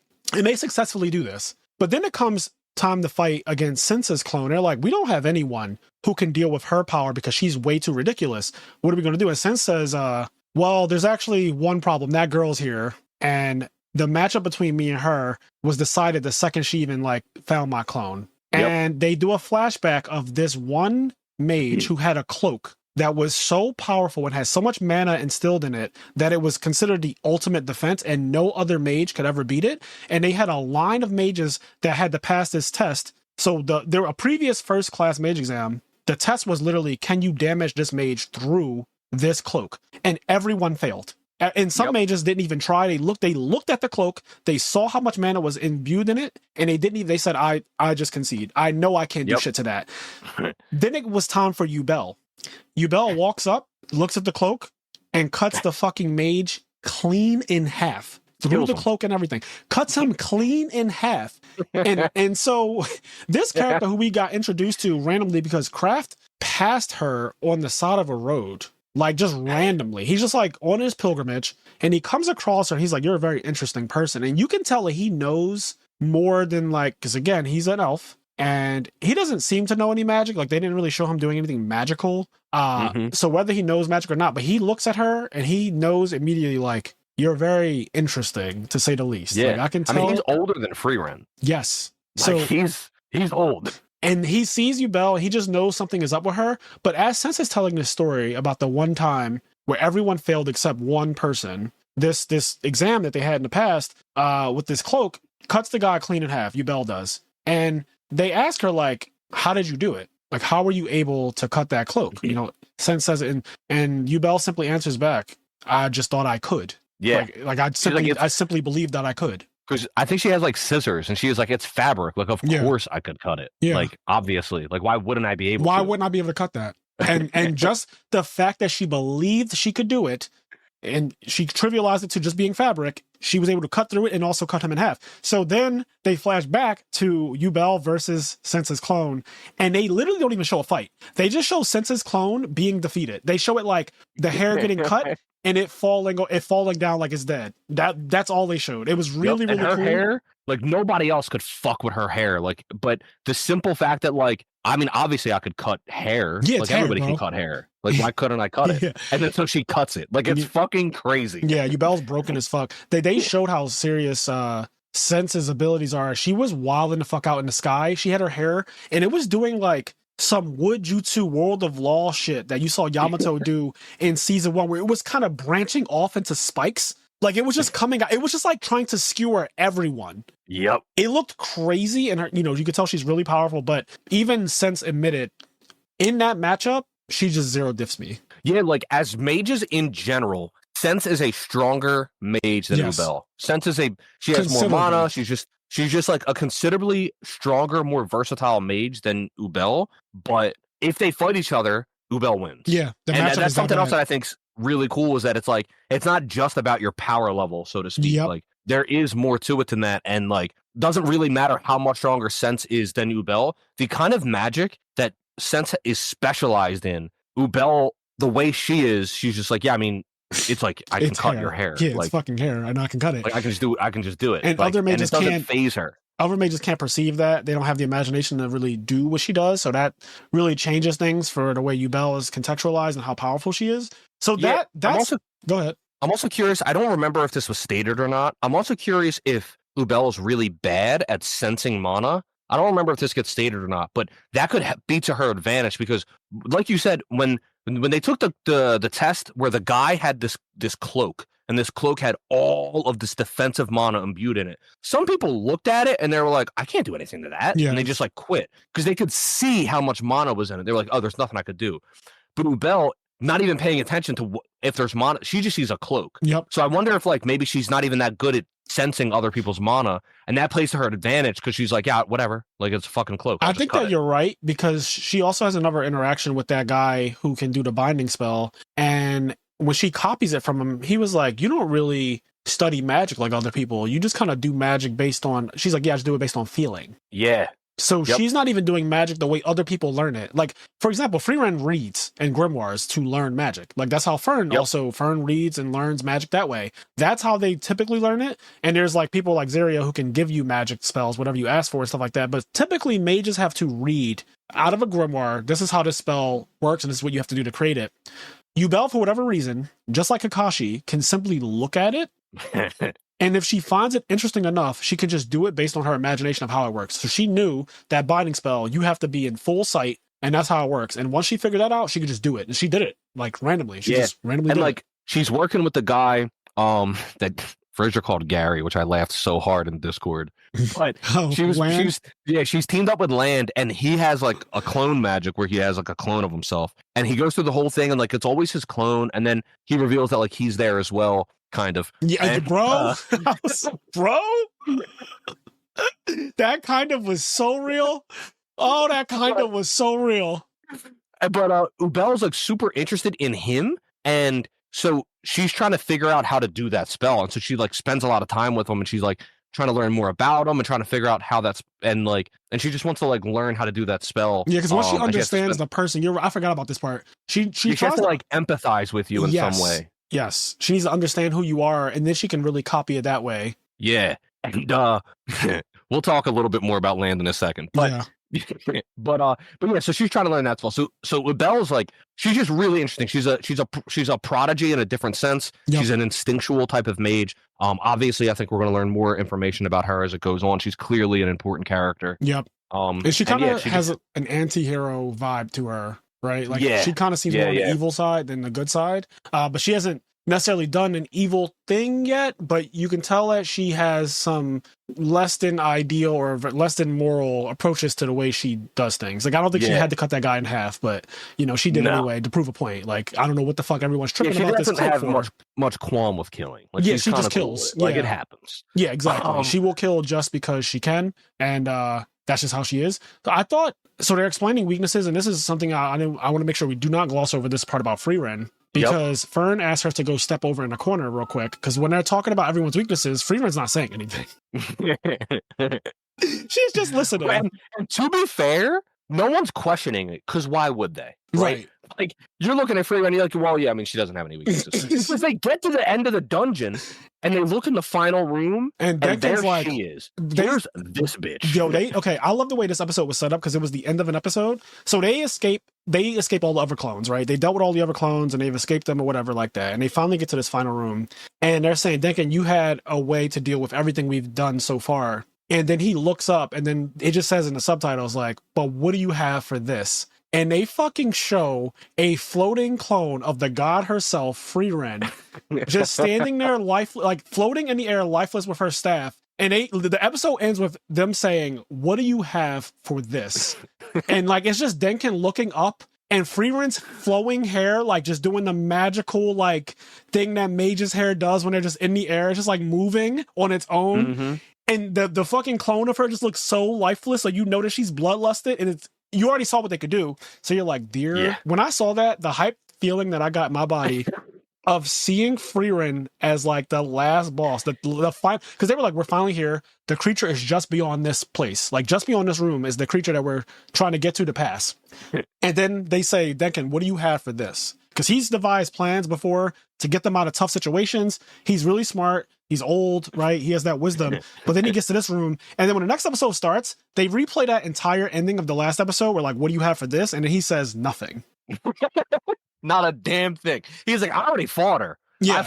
I fought this bitch. Like, they asked, what do you have for this? And he says, this is the worst case scenario, by the way. He's like, we actually fail. There's nothing we can do. And I'm not joking. He said, even if we all attack her at once, the best we could hope for is that only some of us die and then the others get to pop their golem and hopefully leave. But like, she's like, it is suicide to go in that room and aggress that thing. So they just don't do it. They just stop. And then Frieren gets there finally after getting caught in mimics and just taking her good old time. Frieren and Fern and Frieren gets there and they're talking about their weaknesses. And eventually they get to the point where they're like, okay, Frieren, what about you? And Fern's like, stand over there real quick. Frieren walks over and then Fern blasts her ass with a laser and Frieren blocks it. She just blocks it like, okay, I blocked it. And Fern's like, did everyone see that? And only Denkin saw it. Denkin's like, oh my God, how did I not notice that when we fought? He was like, I probably was too focused on everything else happening. Yeah. He was like, I didn't even notice it the first time. But he's like, once you see it, it's so obvious that you can't unsee it. And they're like, well, what is it? Like, what the fuck? What did we miss? And Frieren is embarrassed about it. She's like, God damn it. Like, I hate this. And Fern's like, so the truth is, Frieren actually has pretty poor mana detection. And when she like first uses a spell, her mana detection is down for like a split second. So there's like a blind, basically there's a blind spot when she's using attacks. Yep. And that's an opening. Technically it's an opening. Well, I thought this was great because I was like, oh shit, Frieren actually has like a little bit of weakness, right? I'm thinking, surely this will be the downfall of the clone. Like surely they didn't fucking give us this for nothing, right? Like surely this is going to be the reason that they pass. And much to my surprise, because this anime continues to give you something and make you think that you know where it's going to go. and completely blow it out of the water and tell you don't know shit about how we write. Well, they actually decide that Fern and Frieren are going to fight the clone of Frieren together, and it's really bad. They might actually die. They come up with this plan that they were going to try to brain control it. They found out that these things cannot be brain controlled. Somebody almost dies trying to find that out, by the way. Yeah. Somebody does almost die trying to find out, is it possible to brain control these things? Yeah, they try it on Sense, and I think that Sense just stabs through the bitch. Like you said, Frieren and Fern are going in, and it's like, it's Frieren versus Frieren, and then there's Fern, so it's like, obviously we should win easily, but it's still not guaranteed they both make it out alive. Yeah, you know what I they mean? even say that it only should be us two. You guys should just stay and make sure that no other clones join the fight, because if more of you come in, it's just going to be more of you dying. Yep. Like, trust me, two of us, if we're ever going to even pass this and survive this, if more than two go in, the chances actually get lower. Yeah, also what's interesting too is that, like, this kind of, funnily enough, for all of our Yu-Gi-Oh fans, this goes to like the 3v3, right?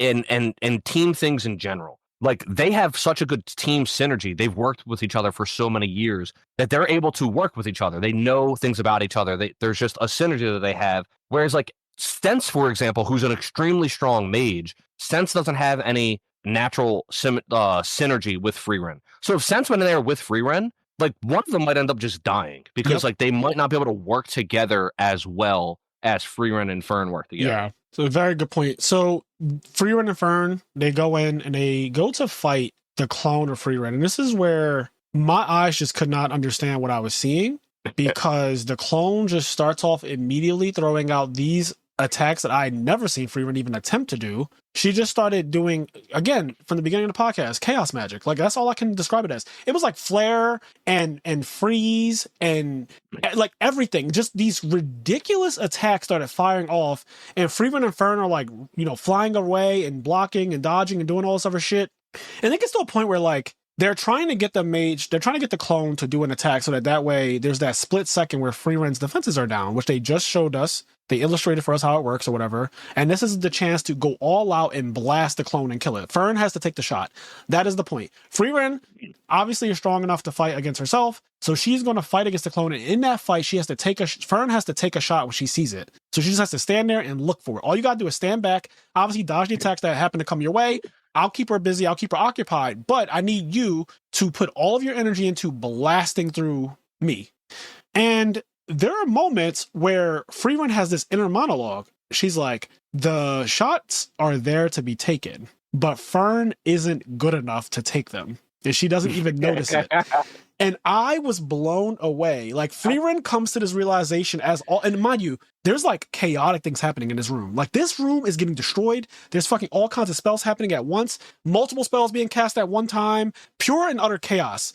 And as this is happening, Frieren is having this internal monologue about how the openings are being presented, and Fern literally isn't skilled enough yet to actually do anything about it. So I'm going to have to do crazy. Yeah, when she said that, I was like, yo, that's so insane. So, like, even if Fern could get the open shot, she doesn't even know when to look for him, because seeing Frieren at full power, Fern has never seen that like that. Yeah. She can't handle, she can't, like, her senses can only focus on surviving at this point. She can't even get a chance to take a shot. There's some bullshit happening. And then what's super cool, though, is when she finally does get a chance to take that big ass shot, when like the clone Frieren is there, that's when, what we alluded to earlier, there's like a flashback or whatever, but that's when you get the flashback of, I think it's there, where Flame is telling Frieren, like, it will be a human or the Demon King that kills you. Yeah. And then it's like this thing where clone Frieren is up in Frieren's face about to blast her. Yep. And then Fern fucking shoots her. And it's just like this cool little illusion, because, like,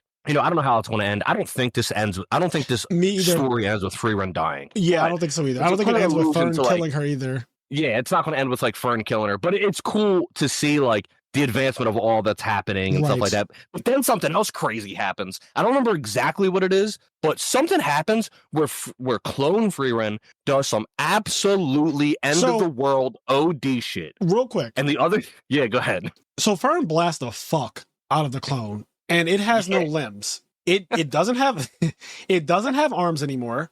So they're staring at it and they're like, well, it didn't dissipate yet, so it's still alive, right? Like, it's still, but like, surely from here we can easily just defeat it. Like, it shouldn't. Fern is like, I can handle this it doesn't have arms, bro. And obviously, like, mages need their arms to do, like, you know, like, I don't have to worry about it now.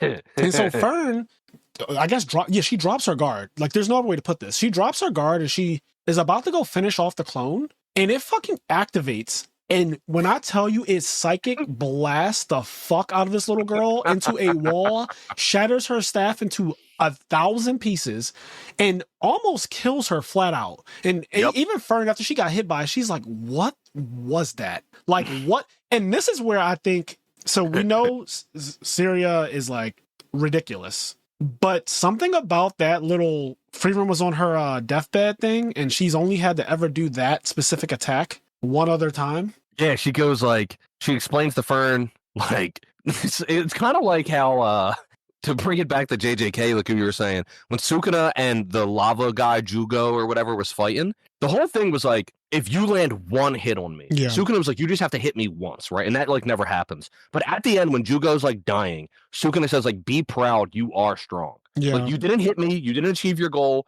He's like, but like, be proud, like, you actually are strong. Like, I recognize you, you are strong. And Frieren says that like the last time that spell was used was on the Demon King. Like, Fern, like, this hasn't been used since the Demon King. In 80 years. Like, just know, like, this is some OD shit. I don't know what that was. And the fact that Fern, who is actually a devout student of the game, she's a devout student of magic. She reads a lot. She knows a lot about Frieren. Obviously, there's a lot that she doesn't know, but she does know a lot about her. The fact that she even knows about that mana detection problem that Frieren has tells you that she's very observant. She knows a lot. She's a prodigy. She's very powerful. And technically, she has, like, if Frieren doesn't do anything, she has the ability to just kill her with a blast. But she didn't know what that even was. And the way she says it makes me think that it wasn't even like magic. Like, it was beyond what they consider to be magic, because it was definitely done without any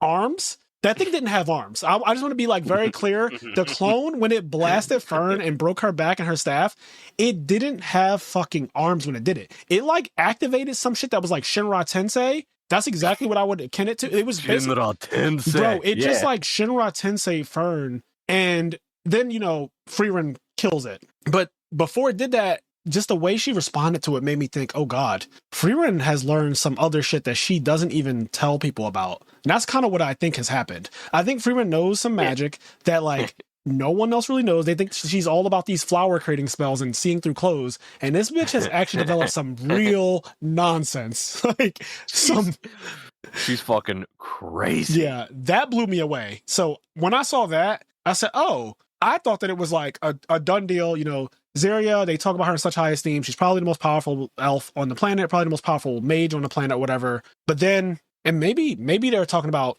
you know, a human would be the one to kill Frieren, but they're saying that to kind of, maybe something will happen with Zarya, right? Maybe like an evil mage. And they also set up Yubel. There's a lot of things that could happen there. Maybe it will be like a human who ends up taking out someone like Zarya, not necessarily Frieren. And that's why they said, and you also notice Frieren and Zarya are kind of spoils to each other, because one of them has silver hair, one has gold hair. They're the same height. They look relatively similar. I just loved like the parallels between the two. They're just these little tiny female elves, and they're very, very powerful. They have a lot of mana. They're both suppressing it. One doing better than the other, but they're both suppressing their mana. And they're thought to be like these ridiculous entities that exist. They're beyond human comprehension, honestly, at this point. But yeah, I just that last spell, I still don't even know if it's proper to call that a spell, but that last blast that she did to Fern, where she said, "What was that?" I was like, oh, the fact that this isn't even in your world of comprehension, like you can't even fathom what just happened to you. Yeah, and overall that fight, if you want to talk about like one of the best anime fights of the year, like God. That was one of them. That was one of them, if not the best. Yeah, like that was a crazy fucking fight. That fight looked so insane to me, and just the way it ended, I love it. I love everything about it. Yeah, and the build up to it, like, because once again, throughout the entire show, it's a very slow burn show, and they do, like, even like you said, up until episode 10, where there's the whole thing with Yubel, and they still don't really show how strong Frieren is. And then there's the Yubel thing, and like, oh man, she's broken. But then, like, the whole run of the show, you see Frieren do broken shit. Yeah. But the pace of the show, and when you see her do all these mundane things, it almost sometimes lulls you into like this false sense of security, like on purpose, for sure. like you I get the kind of same like thing. let your guard down on how absurd she is, and like she is absurd. So it's just really fun that this whole season builds up, and then you get to this point, and then it's like, oh, this is how absurd this mage really is. Like she is. Yeah, because they even crazy. show you her running from a dragon earlier in the season when Stark and her and Fern, they kind of approach it because it has a grimoire that, you know, Frieren obviously wants the grimoire. She's a sucker for those things. And so she tells Fern, just attack it, you know, just attack it and we can get the grimoire. And so Fern fucking blasts the dragon and nothing happens to it. Literally, it tanks the attack, it wakes up, and Fern starts haul-assing and Frieren runs with her. And so earlier in the show, the writers are kind of making you believe that there are things that Frieren can't handle. And she's like, we're going to need to get a warrior for this. We can't pass until we get somebody who can actually deal with that thing. So they go get Stark. Yep. And you think that like, okay, so maybe mages are bad against like dragons or something, or you're setting up these limitations in your mind that the writers are kind of making you believe are real. And then you get to this last arc, this tournament arc, and you realize that, oh, I've been lied to. Frieren is just godly. Frieren could do whatever the fuck she wants. She could have absolutely OD'd on that dragon. Like, not even, it would have been a zero diff contest. She could have absolutely one shot. If Stark could one shot that dragon, Frieren could one shot that dragon. She could have solo leveled all over that dragon. She literally could have solo leveled the dragon. She didn't need anybody. But it's fun because like she sets up all this stuff and she does these really small mundane things like how Himmel did, and it really grounds the character and then like lulls you into the security, and then you're like, oh, she's insane. I also get the sense that she's always teaching Fern lessons. Yep. And that's why she downplays herself. She's like, she even told when she went to go fight against whoever, Aura, she left the town, and the town was still under Lugner and his Lilibet or whatever. They were still running amok, and at the time Stark is like, yo, you have to defeat them, right? Like we were going to break you out of jail so that you could go and defeat Luger. He's a very powerful mage. We stand no chance against him. And she said, I'm leaving. I'm going to go fight Aura. You two can handle it. Yep. And she literally walks away. So if they happened to die in that fight and she came back and they were just dead bodies, that was just what it was going to be. That's just what it was going to be. But like she believed in them more than they did because they didn't think they could do it. Yeah. But then they said they were put into the fire. They came up with a plan. They figured it out, and like they pulled it off. They got fucked up a little bit in the process. Yeah. Happens. But they learned. They grew from that. And like her as a teacher, you have to have faith and like let them. You got to take a risk sometimes and let them grow on their own. Yeah. But yeah, and then so they clear the dungeon. The first people ever to clear this dungeon. Yeah, and this is where some of the most interesting shit happens in the show. This is like the end of season 1. Yep. But now Zarya comes in and she's like, I'm actually going to be the proctor for the third part. There was supposed to be someone else who does that, and she said, I'm taking over from here because one, since you entered the dungeon, that wasn't cool. You made it way harder than it had to be, which caused casualties and all types of shit just because you entered. I'm going to do the third part, and I'm just going to pass people based on my instinct, and that'll just be it. So she says, send them in one by one. The first 6 people who walk in, she takes so they're in this, to be clear, Zarya's in this room that's like a garden, and it's water, it's a water garden. It's like beautiful garden. Beautiful, and she's kneeling down just playing with the flowers, which is so interesting because she hates the one spell, but she's like just playing in the foliage or whatever. And a mage will come in and they'll get announced, this is so-and-so. Zarya will look over at them, fail. Send in the next one. That's it. Yep. Like, just look at them, fail, sends them out. And every once in a while, they give you a little bit more. So then somebody will walk in and she'll be like, what do you see? And they'll be like, I see your mana, and it is like, you know, suppressed or whatever. Like you're suppressing your mana. And she's like, fail, send in the next person. And eventually they stop at Fern. And she goes, what do you see? Well, first, before Fern is Frieren. Yes. Frieren comes in, Fern is Frieren. but Frieren tells you straight up before she even goes in, I'm going to be failed by Zarya. Yep. She absolutely will not pass me. She's actually going to fail me on the spot.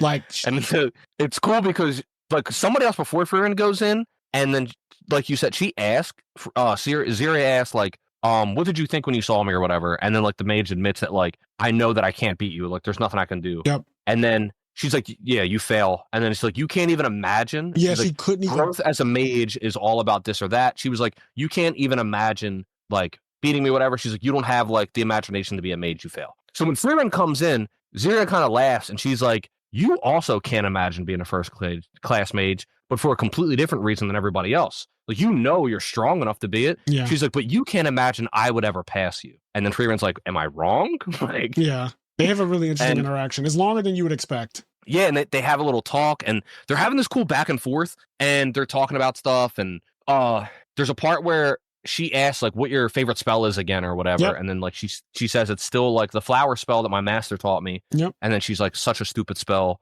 and then she goes, you say that, but, and then it's this really cool thing where you get this another flashback of Frieren, where she finds out that she met Himmel when Himmel was, like, a kid, and she didn't, oh my God, at the time, necessarily know this, but, like, she met Himmel as a kid, and Himmel explains this to her at some point on their adventure. But, like, Himmel meets her when he's a kid, and he's like this lost boy out in the woods, and he just, like, runs into this mage. And this mage kind of, like, almost coldly or whatever, just, like, shows him where to go, but he's still, like, super scared. And then for one reason or another, Frieren, like, uses the spell to create, like, a field of flowers, and, like, it calms the kid and makes him feel better. And then I think she uses a trail of flowers to, like, show him the way back to his home.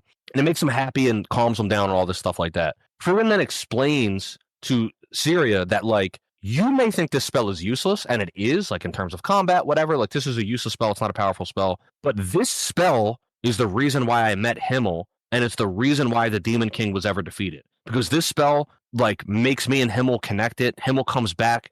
I join his party. We go on this journey, and we defeat the Demon King, and it's because of this useless spell that my master taught me. Yep. So it's like, maybe there's more to it than you give it credit for.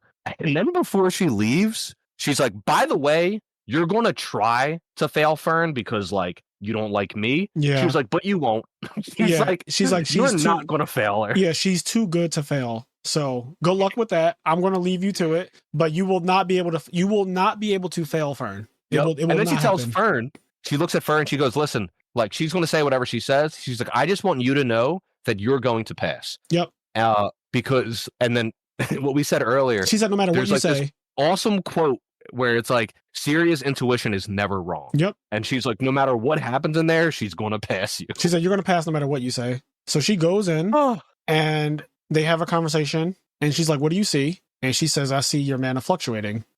And she smiles and she's like, yeah, you pass. Like, you actually get it. Fern, for whatever reason, can see, like, how obviously she can see how ridiculous the mana coming off of Syria is, but something about her being able to see the fluctuations in it. And they explain that those fluctuations, so everyone who's condensing their mana and, like, doing that whole thing, usually, if they're not really skilled at it, if they haven't been doing it their entire life, you can just tell that that's what they're doing. Nobody can do it. Everybody, when they condense their mana, if you pay attention to it, has fluctuations. Yeah. The only people in the entire series so far that can do it without anybody telling is Flam, Frieren, and Fern, and then it gets revealed Syria. Everybody else, it's like, it's not possible. Yeah. And so everybody, and then in Syria's case, it's insane because her mana looks huge. Yeah. So even to comprehend, like, oh, she's also suppressing it, like, would never cross your mind. There's one person, so other than, like, Fern and Frieren that could tell it, there's one other person that they set up, I think, before this. There's this really, really, really old mage, another human, that is, you know, training under Syria. And he kind of, like, is low-key or whatever, but it gets revealed that he was able to see very slight fluctuations. In, is that the guy Learning, I think his name is, or something like that? Yeah, something like that. He's like an offensive mage born at the wrong time. Yeah, born in the wrong time, and he could see the fluctuations in it. And she's like, it's such a shame. Like, it's such a shame. Like, humans have such short lives. Like, you are an incredible mage, but, like, you were born in peacetime. Your life is so short. Like, it's worthless. Like, it doesn't even matter how incredible you are. The fact that you can see my fluctuations, everything that you're able to accomplish, you're an amazing mage. But, like, magic is wasted on you because you're a human. And you're not going to live long enough to, like, see your actual potential. And then all this stuff happens. He ends up trying to, like, kill Frieren. Like, he fails. But, like, he kind of resents her because Frieren is the reason why. We're basically in peace times too. But he's like, I always wanted to fight against somebody really strong. And the fact that I'm a combat mage, I'm a prodigy. I'm one of the best combat mages ever to be born. But like, because of this fucking age we're in, because of you, I don't have a purpose. And my master knows it, everyone knows it, and I'm ridiculous, but I don't have a purpose, and I want to fight somebody strong, and you're right here, and I'm going to take it out on you. And so he starts aggressing her, and he blasts her shoulder, and it actually does damage her and everything, and she doesn't seem to even put up a fight. And then he immediately stops when she basically does the thing like, this isn't worth it. Like, I'm not doing this. Yeah. There's also this cool moment because he feels as though his master Syria or whatever is like super like hates him or is disappointed in him, which in some small way is true. But it gets revealed, and I don't remember the exact timeline of the event, but it gets revealed that Syria, she I think says the Frieren, like, as much as I hate like these humans and like training them and like their lives are so short, she has memorized every single one of their favorite spells. Like every single pupil she's ever had, she knows what the favorite spell of all of them is, and she has it like memorized. So there is like there's a once again like these elves who don't necessarily understand sentimentalism. There's a level of like sentimentality that she has where it's not like necessarily a ring or earrings or a staff. For her, it's like the favorite spell of all of her pupils is like a sentimental thing to her. And I don't even know if she fully understands it as that. Right. Her being an elf and like her outlook on life and everything. Yeah, no, that's a good point. I think Ziria has like the same issue that Frieren has. Like she probably assumes that she knows everything about herself. Yeah. And she just has the misfortune of not coming across humans that teach her otherwise. But she does have a bunch of mementos and things like that. So clearly there's a part of her that somewhat gets it, even though her exterior tries to pretend like, I don't get humans. Like, I don't get them. But like, you have all these things that tell us you kind of do, though, right? Like, you're lying to yourself. You can only lie to yourself at the end of the day. That's one of, my favorite lines. But yeah, that relationship between her and Frieren, I hope they explore it more, because it's really bitter. She wasn't even allowed to attend like Fern's graduation ceremony thing or whatever. Like she was. Yeah, she's so bitter at Frieren. Yeah. And it's because looking at the old man, right? She looks at the old man. He's one of the greatest mages to ever be born. He's incredible, but he can't live long enough to see the true potential of that. Yeah. Frieren can live long enough. And she's also a super mage prodigy. And she's like, why won't you let me train you so you can become like the uber god stomp amazing? Like, you could be the greatest mage in the universe. Like, why won't you let me make you that? Like, I can't even believe that you're the elf that defeated the Demon King. Like, you're the mage that defeated the Demon King. I don't even think, like, how did that happen, basically? Like, I don't get how it was you. Oh, and then Frieren's like, well, it wasn't me. Like, there was 4 of us. Yeah, she does say that, because she's like, I don't get how the fuck you were the mage that defeated the Demon King. And I wonder, because I guess they did kind of allude to Ziria wouldn't even want the Demon King to be killed necessarily, because that person, that thing existing, whatever it is, we don't even know what it is, but the Demon King existing creates like a constant strife for them to fight against, and Ziria low-key likes that. Yep. As long as the Demon King exists, like, there will always be demons around, and there still are demons, but they're not even, they're fucking fodder compared to these first-class mages. I'm realizing, like, these first-class mages are a bit too much. Like, I feel like any one of the first class mages would have been able to deal with, obviously, with the situation that happened in that one town and everything with like Lubner. They would have zeroed, or the guillotine would have got like, it would not have been close. Like, Sense would have took out, if Sense was there, or the guillotine would have got OD'd on. It's just not fair. It's not even close to being fair. So yeah, these and then I love, like, Ziria and Fern like have more of a conversation, because she's like, become my pupil. Yeah, and then she tries to Fern's like, does this have any impact on whether or not I pass? And Siri's like, it could. She's like, it could have an impact on whether or not you pass. She's going to pass you no matter what you say. And then she just like thinks, and then she's like, yeah, I mean, I'm just like, I'm Frieren. Like, Frieren's my master or whatever, blah, blah, blah. And then, she passes, and it's so cool too, because like, as they're walking away and they're leaving town, Frieren's like, oh, look, what spell did you learn? Yeah, like, everyone gets a spell that passes. Like, if you pass the full thing, you become a first-class mage, fucking Syria can give you any spell. Any spell you want. You name a spell, she gives it to you. I can't wait to see what the other people got, because obviously the main characters are going to get some nonsense, but the fucking other people have other ambitions. Like, what the fuck did you Bell get? Yeah.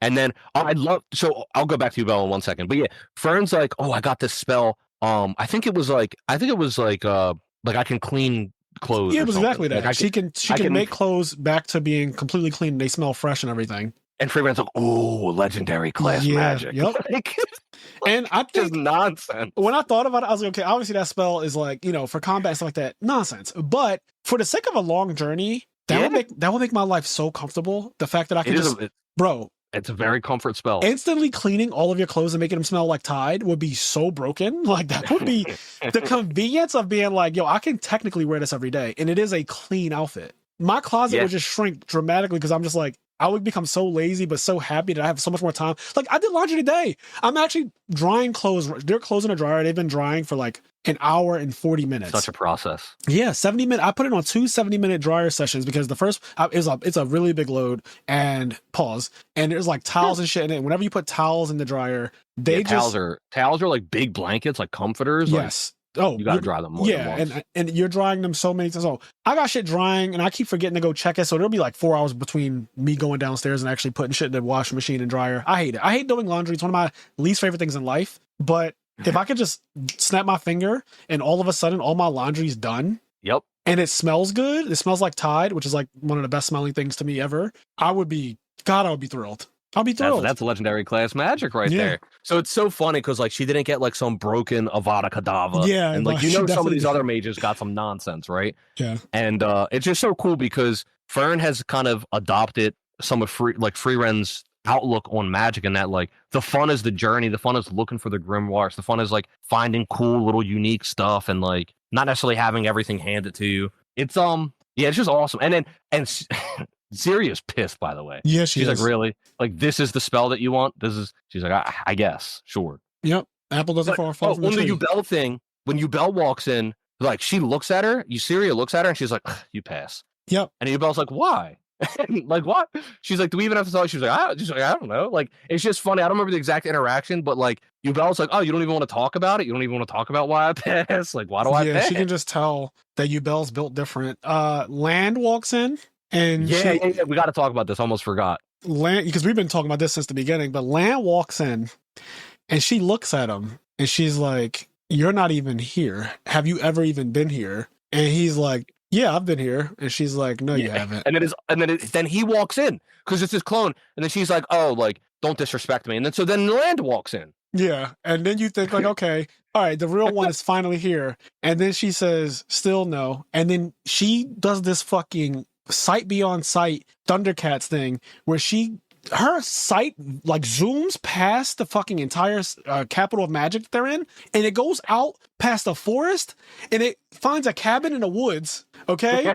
And in that cabin, on the patio, is a guy sipping tea, and it's fucking Land. Okay. Yep. And she's like, you never left your hometown. Like, you never left your house. I think she says something about like the disrespect of it all or something. She says something about the fact that you didn't even show up to any of this. Like, you've never been here.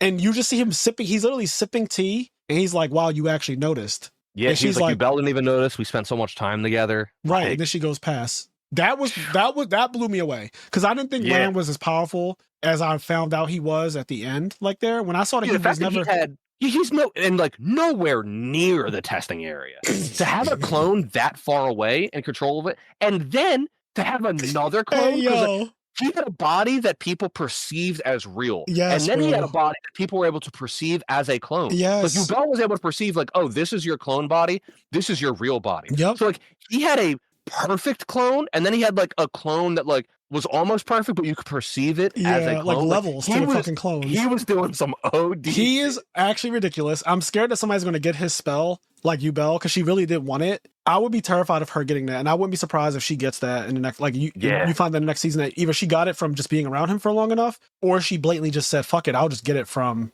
Syria directly. Like I'll just get it." Yeah. That ability is so ridiculous. The fact that he was nowhere near, like when they showed her zoom out and see where he actually was, I could not believe how far he was. That shit was just insane to me. Yeah, like if Land was required, if his real body was required to show up, he wouldn't be there for like 2 months. Yep. Like he has to take he has to take like a journey. Like he couldn't get there quick. Yeah, he'd have to get on a horse. Yeah. And he'd have to go on a journey to even get there. Yeah, it was a bit wild. And then she passes the old man, the Imperial Mage Denkin. He finally passes. She fails Richter though, the miserable guy who has the wood magic, the earth magic. He gets failed and he's really down about it, but then Denkin tells him, listen, like I said, I see myself in you. You have time. Like this happens every couple years. You're going to learn so much in that time. And the 2 girls, the ice and the water girl, fail as well. And they all kind of get the same message about like, you're really young. You have your whole life ahead of you. Trust me, you will be better the next time around, right? You will get it. Now it's just not the time for you. And so they all fail. Like a bunch of people fail. People who you expect to fail basically fail. And I kind of feel like the people you expect to pass, even though at the moment, I won't say it wasn't predictable. I'm not saying that at all, but like after it was all said and done in hindsight, I was like, okay, they focused on these characters a lot anyway. Like Ubel, the other guy who created the binding spell or whatever, he has his reasons. I forget his reasons, but he has his own reasons about like why he does. He ends up getting, because when he first gets revealed, I thought he was just like a villain. Me too. He even kind of looks like looks like it. But eventually his backstory gets revealed. He like comes from a town and there was this girl he liked, and like basically he like swore when he was like 7 that he was going to kill all demons and shit like that, like some Aaron Yeager type shit. Yeah. And so he has his reasons. He wants to be like a hero and like, he helps have people depend on him. Yeah. He's like not a villain. Like he looks like a villain, but he's not a villain. He also doesn't kill people the way he pretends like he does. Yeah, he actually really looks out. The girl Ubel realized, she said, a spell tells me what kind of person you are. And she said, the fact that you have a binding spell and not a killing spell tells me that you pretend to be one way, but you're not actually about that life. Yeah, you're not actually trying to kill people because like you could. This spell, like you're not. And then also he's like wasting so much time talking to her. She's like, I'm completely bound. Like you can just kill me. Like you can cut my head off. Like why haven't you done it yet? Yeah. So yeah, that's a super interesting moment, insight into the characters. I also really like when Denkin passes, because when he walks in, Sirius says something along the lines of like, I thought I was going to fail you because like you're an old man. Like your time has come and passed. Like it's done. She's like, but what did you think when you first saw me? And he was like, at first I thought about how I could maybe beat you, but then I quickly threw that away. He was like, I quickly threw that away, like realized I couldn't. And then she like laughed. She was like, there's still ambition in you. She was like, I thought because you were old, like your time was done. She was like, but you still have ambition. Like she was like, most people would never even consider that they could. Like the fact that you threw it away, but the fact that you considered the fact that you imagined a world where you could beat me is insane. She was like, that shows ambition. That shows that like you're not done yet. Like you're not too old yet. Yeah. And then he ends up passing for that, which is like really cool. Yeah, that was a cool way to justify passing him. When I tell you I enjoyed this shit so much, like there's so many things. One of the last things I want to talk about before we completely wrap up is Stark. He had like a mini arc where, and I was a little confused at first, but then once it wrapped up, I think I understood what happened. So when they come across this like area, there's one random guy runs up to him and he's like, oh my God, you look just like the person we could use for this. Yeah. And the guy's measuring him. He's looking at him. He's like, yeah, your shoulder's about the right width. You're about the right height. You know, your face, you're kind of handsome or whatever like that. Hair color is good. He's like doing all this stuff. He's like, yeah, you'll do. Come with me. And so they end up going to this fucking kingdom. And there's this like, you know, the king there or whatever, the Lord, he's like, we need someone to pretend to be my son. And you're going to have to take etiquette classes and everything to learn how to act like a royal, because you're fucking, you know, you're Aladdin, you're a street rat, right? Yeah. Like you smell, you're not dressed right, your hair is fucking not groomed. You just need a lot of work, but with maybe a couple months and a couple etiquette classes and vigorous training and work, we can pull off this fake "you're my son" thing. And so I was like, damn, the guy who's saying this, like the lord of this castle, he looks kind of like him. Like they both have reddish hair. The Lord though has like more of a pinkish color hair, whereas Stark's hair is like blatantly just red. Yep. And so I'm looking at him like they kind of, I could see why Stark was the candidate for this. And they're talking about how like I had these sons and, you know, twin brothers or whatever like that, or two brothers. One was a great warrior and the other one not so much. Like the other one wasn't really that good. And I'm still just trying to understand, like, what is happening with this? Like, why is this significant? Why is this being shown? Yeah. And they're like... Go ahead. They're, like, showing him taking the etiquette classes. They're also showing Fern, who has to pretend to be, like, his girl or whatever. So she has they have to, like, do a dance. They have to, like, go to a ball. They have to go to a ball, and so Fern has to be there because he has to dance with another royal, so she has to pretend to be a royal as well. So she gets roped into it, and Frieren is just there for the desserts. She's just fucking... Oh, dude, I love... Frieren's like, you have to do it. You just have to do it. She's stuffing her mouth with lemon cakes. Yeah. She's like, we all have to make sacrifices, you know? Like, she's stuffing her mouth with donuts. And she's like... Frieren is on all bullshit. She's like, and they're sleeping in feather beds. Their life is super cushy. There's like a fireplace. They're being treated really nice. They're eating filet mignon every night. Like, their life is insane. And so Frieren is loving it. She's loving the treatment. And Fern is kind of annoyed because obviously she's being forced to be like super girly now and all this other stuff that she's not used to doing. But eventually Fern and Stark get to a point where they look like royals. They get dressed really beautifully. And Stark has his hair pulled back in a way that like reveals his scar more. He has his hair pulled back and he looks very different, honestly, like that. And he has on like the outfit, the royal outfit, and Fern has on this beautiful dress and they're dancing at the ball and it reminded me of Beauty and the Beast. It's the first thing I thought. I was like, oh, this reminds me of Belle and the Beast dancing together. Really, really nice moment in the anime. But then it hit me when he was telling, like, the Lord was telling a story about the sons and everything. And then I remember that Stark has a brother, like an older brother, and this older brother is like an amazing warrior and he never really was. And I was like, wait a second. Like, this is his actual fucking family. Like, that is his dad. Like, that guy is his actual fucking father. There's some crazy and shit. They're like, and he's pretending to be his son, but like, that's his actual fucking son. And so that just like blew me away when I realized, like, oh shit. Like, he left this lifestyle behind. Like, he ran away. And they even give you like this little story about when the village was being attacked or whatever, and his older brother was there and like fighting off demons and whatnot, or whatever was attacking. They told him to run away. Like, they told Stark, like, run away. Yep. You can't do anything here. Like, you're not strong enough to do anything here. And at first he tries to, not do it, but then eventually he just like runs away crying in the forest. And we don't really know what happened to him after that, but like that was like Stark's backstory up to this point. Like, he ran away. His brother told him to run away, and he did it. Like, he was a coward, basically. Like, he actually ran away from a fight. And then you have this whole thing where like he's pretending to be the son of this lord, and in reality it's his actual family, which I don't think he ever really tells them. Like, this is my actual, like, I lived here. Like, these are my people. So that was. There's also. Go ahead. There's also this beautiful moment where, because there's a part when the flashback where they show Stark and Stark's dad, and like he's just kind of like trying to train him or whatever, and like Stark is like weaker than everybody else, and like he's not as strong as his brother. Yeah. And then like his brother would look out for him and like try to train him and like give him advice. But Stark has like this kind of thing for like his whole life, basically, where like nobody recognized him. Like, his brother looked out for him and his brother loved him. He was like, but nobody recognized me like as a warrior, and nobody respected me and stuff like that. And you find out that on Stark's birthday, Eisen, his like master that taught him the axe, the dwarf that traveled with Frieren and Himmel, Eisen would make him these giant like steaks, like these giant like hamburg steaks or whatever, and give it to him on his birthday. And Stark didn't understand the significance of it. And then it gets revealed like so Stark ends up having a birthday, and then Frieren, like, it's very important, she ends up getting these steaks for him, and it gets revealed that this birthday meal is given to like true warriors. This is like a meal where the person giving you this meal recognizes you as a true warrior. And Stark just kind of has this moment where, first of all, he realizes that like this is what his master Eisen always got him on his birthday.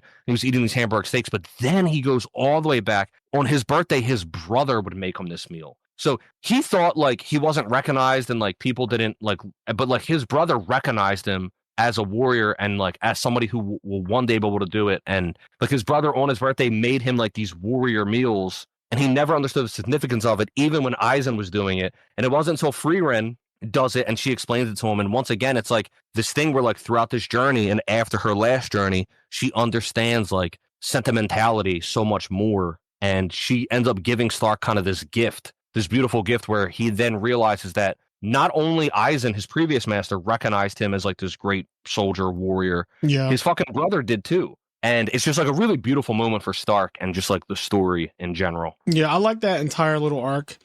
Just the parallels between, Stark's dad being super harsh to him when he was younger, basically feeling like he was useless. There's always that when you have just one sibling, I feel like you can compare it to that person a lot. Mm-hmm. If they're the same sex, especially because, if they're a different sex, then there's not really much, especially in these kind of times where men have all these rights and women are just kind of whatever. But usually if there's two brothers or even two sisters, Arya and Sansa, right? Sansa's the prissy one. She's the one that's going to become queen one day. Arya's the one who's a tomboy. She gets dirty. She plays with the boys. She shoots arrows. She fights with swords. She does all these. She doesn't know how to fucking sew. She doesn't know how to embroider. Sansa does all those things. Sansa's beautiful. She has the red hair like her mom. Arya has dark hair like her father, which is the Starks are not known to be the most beautiful people, but Catelyn and her family are known to be like the Tullys. They're known to be like really beautiful and everything. So like Sansa inherited all of the beauty, and Arya inherited all of the like roughness of a Stark. And they get compared. Arya hates Sansa in the beginning of the story, right? They bicker with each other all the time. They literally can't stand each other. And usually that's because the parents will literally put them together, even if not blatantly, but they'll just say things that kind of make you resent the other one. Like, oh, you did so well with that embroidery. Arya, on the other hand, ooh, you're going to need some work. And that kind of thing will cause the siblings to dislike each other. So while Stark's brother was being praised all the time for being as good as he was as a fighter, and then Stark himself is just like not very good at it, that causes a bit of resentment there and everything. But I love Stark's development with this whole like mini arc where he's pretending to be this Lord's like son, and it just reminds him of his actual life. Like he was the same way, like essentially. So it's really dope. I think there's going to be more about that. I think they're going to explore more about like his past and like his brother. Because did we get a resolution of what happened to his brother? I think. Well, I mean, I don't know if it's 100% confirmed that his brother died, but I'm pretty sure it's like his brother's dead because there was like demons that attacked his village, and he was like, "You got to." So like his brother could still be alive, but right? It's one of those things. They left it open ended. When he ran away, we didn't find out blatantly that his brother did die or whatever. Yeah, at least I don't recall. I don't recall either. Got confirmation. And people listening, if you know more, don't tell us because we'll just recap. Yeah, I mean, season two is confirmed. I don't know when it's coming out, but season 2 is 100% confirmed. Like it's happening. Yeah. And this is going to be like fucking Game of Thrones, where when season 2 comes out, or before it comes out, rather, I'm going to rewatch season 1. Like I'm rewatching all of season 1 before I watch. I can't wait because I think it's going to be just like Game of Thrones, where it's going to be better when you rewatch it because you know the characters more. So like in the beginning when things are happening, because again, you're kind of thrown in the middle / end of a story, you don't have a connection to the people as they're aging and dying and stuff. Like I didn't really know Hyder in the beginning when he's actually passing away and like giving Frieren away. And I really didn't know Himmel, who dies very early on, episode 2, and Frieren's like crying her eyes out. I didn't really understand or get it. So yeah, that whole, and then also there was that weird bit about like she was looking for that demon horn. And he just had it in the closet. He was like, the energy there always felt really bad. Like I've been storing this thing ever since you left, and I just had it. And I was like, what's the significance of that? Like that happened, and I still haven't forgot about that part. There's going to be, dude. It's so crazy because like there's such an adventure to be had. Like there's so much story left, and like I don't think it's going to get worse. Me either. Like based on the writing so far, like I don't imagine it's going to get bad. Yeah, you know what I mean? I think it's just going to get better. The place they're going to, they need a first-class mage to escort them when they have Frieren now. But, like, that just tells you there's going to be some nonsense up ahead. Yeah. There's going to be some absolute nonsense. I don't know if we discussed it. We probably did, but I don't know if we discussed it in the first part. But where they're going is, as far as we understand, what Flam said is that, like, you can see the dead or talk to the dead here. Right. It's, like, essentially the barrier between Earth and Heaven. And you can, like, see the dead and see your loved ones. And so she wants to go there and talk to Himmel again. But where this is where the Demon King had his castle. Right. So they're going back to where, because before the Demon King, that's what this place was. The Demon King came and he made his domain and his castle specifically in this area where you could like allegedly commune with the dead or like be close to heaven or whatever. Yep. So they're going back to like where the Demon King's castle was. It's just crazy. Like it's going to be so insane. Yeah, I am wondering about that. I also, and this is like I know super headcanon shit. That one dwarf though that has the dementia, and he said, "Good luck on your journey to defeat the Demon King, Frieren." And she was like, "I already defeat," and then she stopped. That has not left my head. Something about him saying that. I get it. They set it up for me to be like, oh yeah, he's old. He says things out of line all the time. He kind of lost his brain. He lost his mind a little bit. Like he's off. Yep. He's kind of drifting in and out of reality or whatever. And so you're not supposed to take what he says seriously. But then she talks to him and he's in his right state of mind the entire time. And then at the very end when she's departing and he says that line that says like, oh fuck, he is a little like he doesn't even realize that the Demon King is defeated. But I was like, wait a second. Wait. What if he was saying something that actually was just real?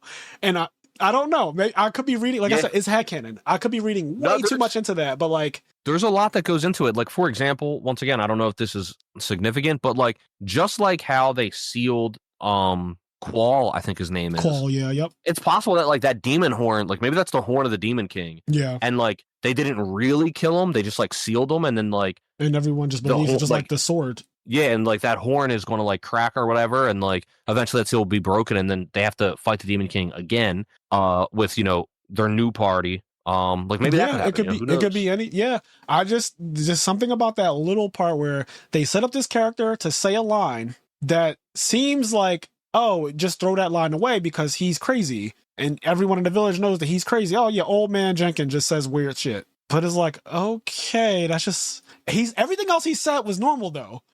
It was just that one thing about like, oh, like good luck in your journey to defeating the Demon King. But everything else he said, he talked to Frieren, he knew who she was immediately. Like there was no. Yep.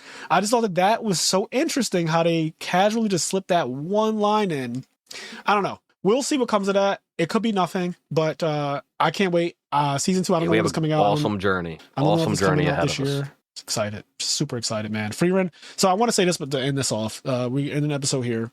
I have Frieren in my top 5 anime of all time. If people want to know my list, it's really easy. It's not in any particular order. So I'll just say my 5. It's Death Note, Death Parade, Attack on Titan, Hunter x Hunter, and Frieren. Those are my 5. For me, the 5 best anime that great 5. Yes, it is a very, very crazy 5. I also know, and I know this now, and I didn't know this when I made it in my top 5. And Kenny can attest to this because when I watched the last episode of Frieren, and when I was watching the last episode of Frieren, I was like communicating with the house in our Discord server. Yep. And I was like, this anime, like now that I'm done, now that I'm like, it was like before the last episode. It was episode 27. And because I remember Gary saying like, damn, you haven't even like technically finished it yet. And I was like, I already know. I've seen 27 out of 28 episodes. This is one of the best animes I've ever seen. Like, I don't, like, when you know, you know. And you know, baby. So this is in my top 5. Obviously, that could, so because it's not finished, it could change. Like, technically, Hunter x Hunter could also change. Like, if they continue it and somehow it just fucking nosedives like Naruto or Game of Thrones at the end, it's potential that it could be like, but realistically, I don't think it's going to do like a Promised Neverland. I don't know what's, I don't know if it'll ever get finished, but from what I've read, it doesn't get any worse. I'll tell you that. Yeah. Like it just, like I've read past the anime, not for Frieren. I've read past the anime for that other one. For Hunter x Hunter, right? Yeah. Yeah, you and Xavier, and both of y'all have said, so now it doesn't get worse. Yeah. It does not get worse. That's what people are saying. They were like, no, it's still crack. And that's why people want it to be finished. They want the anime to continue. So, and the manga to continue to be written. But Frieren's in my top 5. I know now, because I've been seeing this now. So on my anime list, Frieren is the number 1 anime, period. And it's been that way for over a year. Usually what'll happen to Full Metal Alchemist, which is usually the number 1, is an anime will be better than it for like a month. And then it'll eventually like drop down after the recency bias dies down. And after like, a month passes or whatever, people are like, the hype dies. But Frieren has been number 1 over Full Metal Alchemist for way longer than any other anime has. And the difference between the scaling, the points between the two is actually an incredible gap. First of all, the top 20, they're all separated by 0.01. So like everything is like a 9.03, 9.02, 9.04. It's that close. Yeah. But the difference between Frieren and Full Metal Alchemist is like over 20 points. So the gap is significant by the standard of like top anime, because the gap isn't really that significant. They're both rated a 9 point whatever, but there's just like a 9.2. Over 9.2, there's like 0.2 more than Full Metal, which is number 2, and it's sticking. So it's actually like people genuinely feel this way. And obviously that can, again, season 2 has to come out, season 3, whatever, that can change. But I'm happy to know that like I don't feel crazy thinking that this is one of the best anime I've ever seen. Everyone had been talking about it for months, and I have been disregarding it. Xavier told me a while ago, and I make this joke about it. I'm like, how come you never told me to watch Frieren? And he's like, yo, you're fucking ridiculous. I just say it to him randomly now, but he told me about it a long time ago, and Gary told me about it, and Luke, I even asked Luke, I said, what do you think is better, Solo Leveling or Frieren? This is when I was watching Solo Leveling. I finished season 1, and I like messaged Luke in the middle of the night at like 4 a.m. and Luke is degenerate, so he'll be up at those times, and he random messaged me back and was like, oh, it's Frieren. And I was like, really? I was like, you've watched Solo Leveling and you think that Frieren is better than Solo Leveling? He was like, yes. And he's like, I'm gonna be honest, it's not really close. I was like, I'm sorry, and it's not close, Luke. He said, I'm just gonna keep it real with you. It's not really close. And I thought he was, because at this time I hadn't started Frieren at all. I was like, bro, you think there's something that came out around the same time and is blatantly that much better? He was like, I'm gonna be honest, it's just not really close. And then I asked Gary, and I got them two together in the house group chat or whatever in our Discord, and Gary was like, no. We were on a call, and Gary was like, no, it's not. He's like, it's Frieren. He's like, it's just Frieren. They both just started laughing at me. I said, all right, I'm starting this shit now. Yeah. Dude, it's the writing is just It's it's different. just masterclass, man. It's really good. It's one of the best things we're getting right now. It is. They said it takes years. This is like an anime that you only get every God knows how many years. Like you don't get anime of this quality often. Yeah, I mean, I truly think that like, I mean, I don't know, I could be wrong, but like just off the top of my head, just thinking of anime that has come out over the last decade, I think the only thing that like is close to it is like Attack on Titan. Yeah, I knew you were. Yep, that's the one. Yeah. that is the one that comes to my mind. And granted, I don't watch everything, but I haven't even. It's not possible to watch everything. It's not possible to watch everything. But I also haven't heard of another anime being praised the same way that Frieren is. And to be fair, like Frieren is not some hyper action anime. Like it's not. There's amazing action in it, but it's not an action anime. No, it's definitely not the focal point either. In fact, when it started to heat up and get more action oriented, I was a little surprised by it. And granted, it's a great thing because the R arc is amazing. But when it started to happen, I was like, oh shit, they are capable of executing very cool fights. Even Lugner versus Fern, I was like, damn, this looks really good. And Lugner on the ground being like, how the fuck is this mage outlasting me? Like, it's a human. It doesn't make sense. Like, what's happening here? He's looking at her mana, too. He's like, I have way more mana than her. Like, what the fuck is going on? Right. He's like, this will be a battle of attrition. And he just doesn't outlast her. He's like, yo, is it me? Or is her attack speeding up and there's more of them? He was like, somehow she's speeding up her attacks and there are more of the attacks. Like, what the fuck is actually happening right now? So I just thought that was brilliant. It was absolutely amazing. And yeah, this anime, one of the best I've ever seen. It's 28 episodes long. Death Note is only 37 episodes. So yeah. And Death Parade is only 12 episodes. So 3 of my top 5 are not super long, at least right now. Frieren goes on, but 3 of my top 5 are not like some super long. And then Hunter x Hunter and Attack on Titan, even Attack on Titan is not that long if you add up all the episodes. I think Attack on Titan's like 87, and then I think it's like 87, and then there's the 2 movies. Yep. Or specials or whatever you want to call them. Yeah, so a little longer. Even down to like 90. Right. And then Hunter x Hunter is like super long, still ongoing. It's like 140 episodes, Hunter x Hunter. Yeah, something like that. 100 and something, like 160, yeah. I forget. It is a bigger one. And like, Naruto, special place in my heart. That one's really long. A lot of it is filler though. I'm so glad that we're past that point where anime is just like that 2005 anime, like Naruto and stuff where like it catches up to the manga or gets close and they just decide to start throwing in utter nonsense, which dilutes how I perceive the anime overall. Because if it was just the source material, I probably would feel different about like Naruto and Bleach, because I do think the source material for both of those is pretty good. But like, still pales in comparison. Yeah, I mean, same thing with One Piece. Like, I think One Piece is one of the greatest written stories that I've ever read. Period. It's my favorite manga of all time. But like that, at least for me, more so goes for manga. Now, the anime has some greatness in it. Yeah, the anime is great. But then there's just like same problem with Naruto. There's just like there'll be like a filler arc or like some crazy padding. Like, I've said this a billion times, but when that One Piece anime remake comes out, like, y'all better buckle your Everyone is going to be a fan. I'm going to see so many people who said too long, telling me about how they can't believe what happened in the Sabaody Archipelago and shit. I don't want to hear it. Like, I don't want to hear about how great you think Thriller Bark is now. You don't need to tell me. I was telling you 15 years ago, okay? Yep. In this document. I've been trying to tell you for fucking ever that Thriller Bark and I don't know, Fishman Island and you name it, Dressrosa and CP9, Water 7. Like, I even like Skype. I know some people think that arc is terrible apparently, but I think that arc is amazing. So when they redo it and every knee shall fucking land on the ground. Yeah. And when you get One Piece writing with Demon Slayer's animation, like y'all better watch the fuck out. Yeah, man. When they take that shit 12 episodes at a time or whatever, or 24 episodes at a time, it's just going to be it's going to be so different. And not to say, because like right now, again, I say this all the time, but like right now, One Piece's anime is better than like most anime just because they actually are going all out. The fucking budget on these action sequences, even just like the regular animation, looks so good compared to obviously where it started way back when, 25 years ago. So yeah, we're in for some juicy stuff as time goes on. Yeah, I'm excited. But Frieren, one of the best animes we've seen. Very, very good. There's a lot of anime that I think are really good. Like I said, Promised Neverland Season 1 is up there in S tier anime category. Yeah, there's just a lot. And Yeah. We'll see what the future holds. I think this is going to hold up. I'm happy about having enjoyed this. I'm glad to be alive during this time.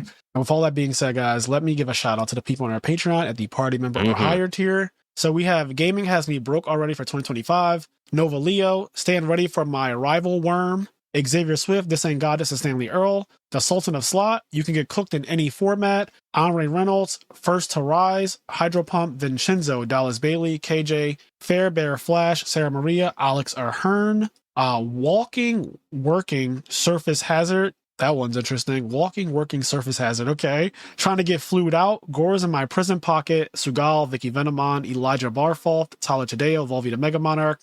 Blue Eyes White Man with the Mark. Janitor 215, Thomas Rue, Joshua Kara, Eric Chai. Shout out to Eric Chai, who won the side event, the Attack of the Giant card on Sunday. Got the Giant Jazaris, which is a better prize than the main side event for Edison was in Houston. Shout out to Eric Chai. He beat me in top 8 and then ended up winning the whole thing. I'm very happy for you, King. Been long-time supporter of the channel, of the brand. We've been reading your name out for, I feel like, well over a year now. So thank you so much. And I just love seeing my friends succeed. Like, Chai is one of the he's just such a pleasant person to talk to and be around. His energy is super positive.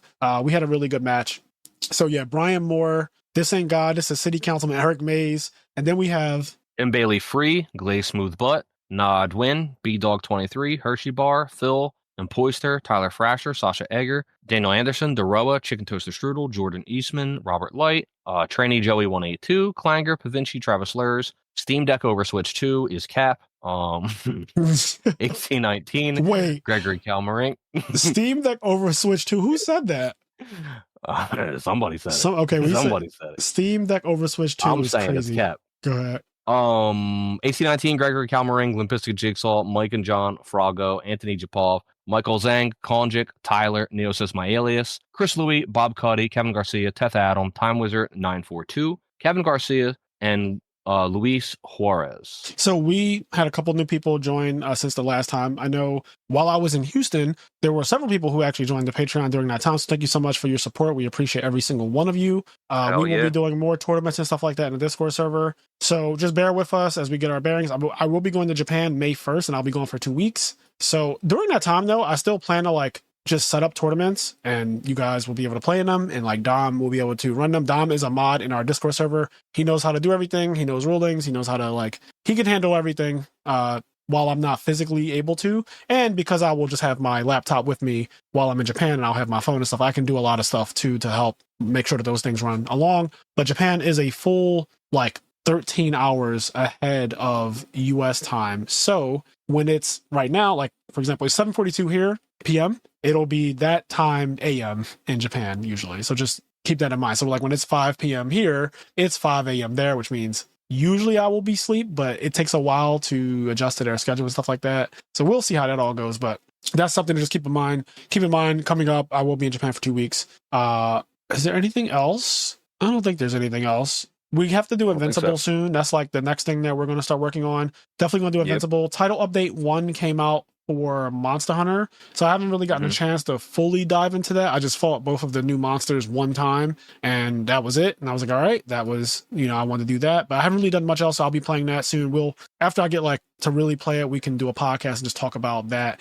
Probably after the event quest comes out towards the end of the month with the Arch-Tempered Radal, because I feel at that point we'll have a better picture of the full Title 1 update. I feel that should be kind of included with that. So so we'll get our first Arch-Tempered monster and talk about how we feel about Monster Hunter Wilds now that we've had it's been over a month. We're getting updates now and all that kind of stuff. But yeah, I think that's everything, guys. As I always say, do the things that make you happy, including enjoying one of the best anime in recent years for sure. And for me, one of the best anime I've seen, period. Frieren is fucking amazing. I hope you enjoyed this episode. We will catch you in the next one. Peace. Peace.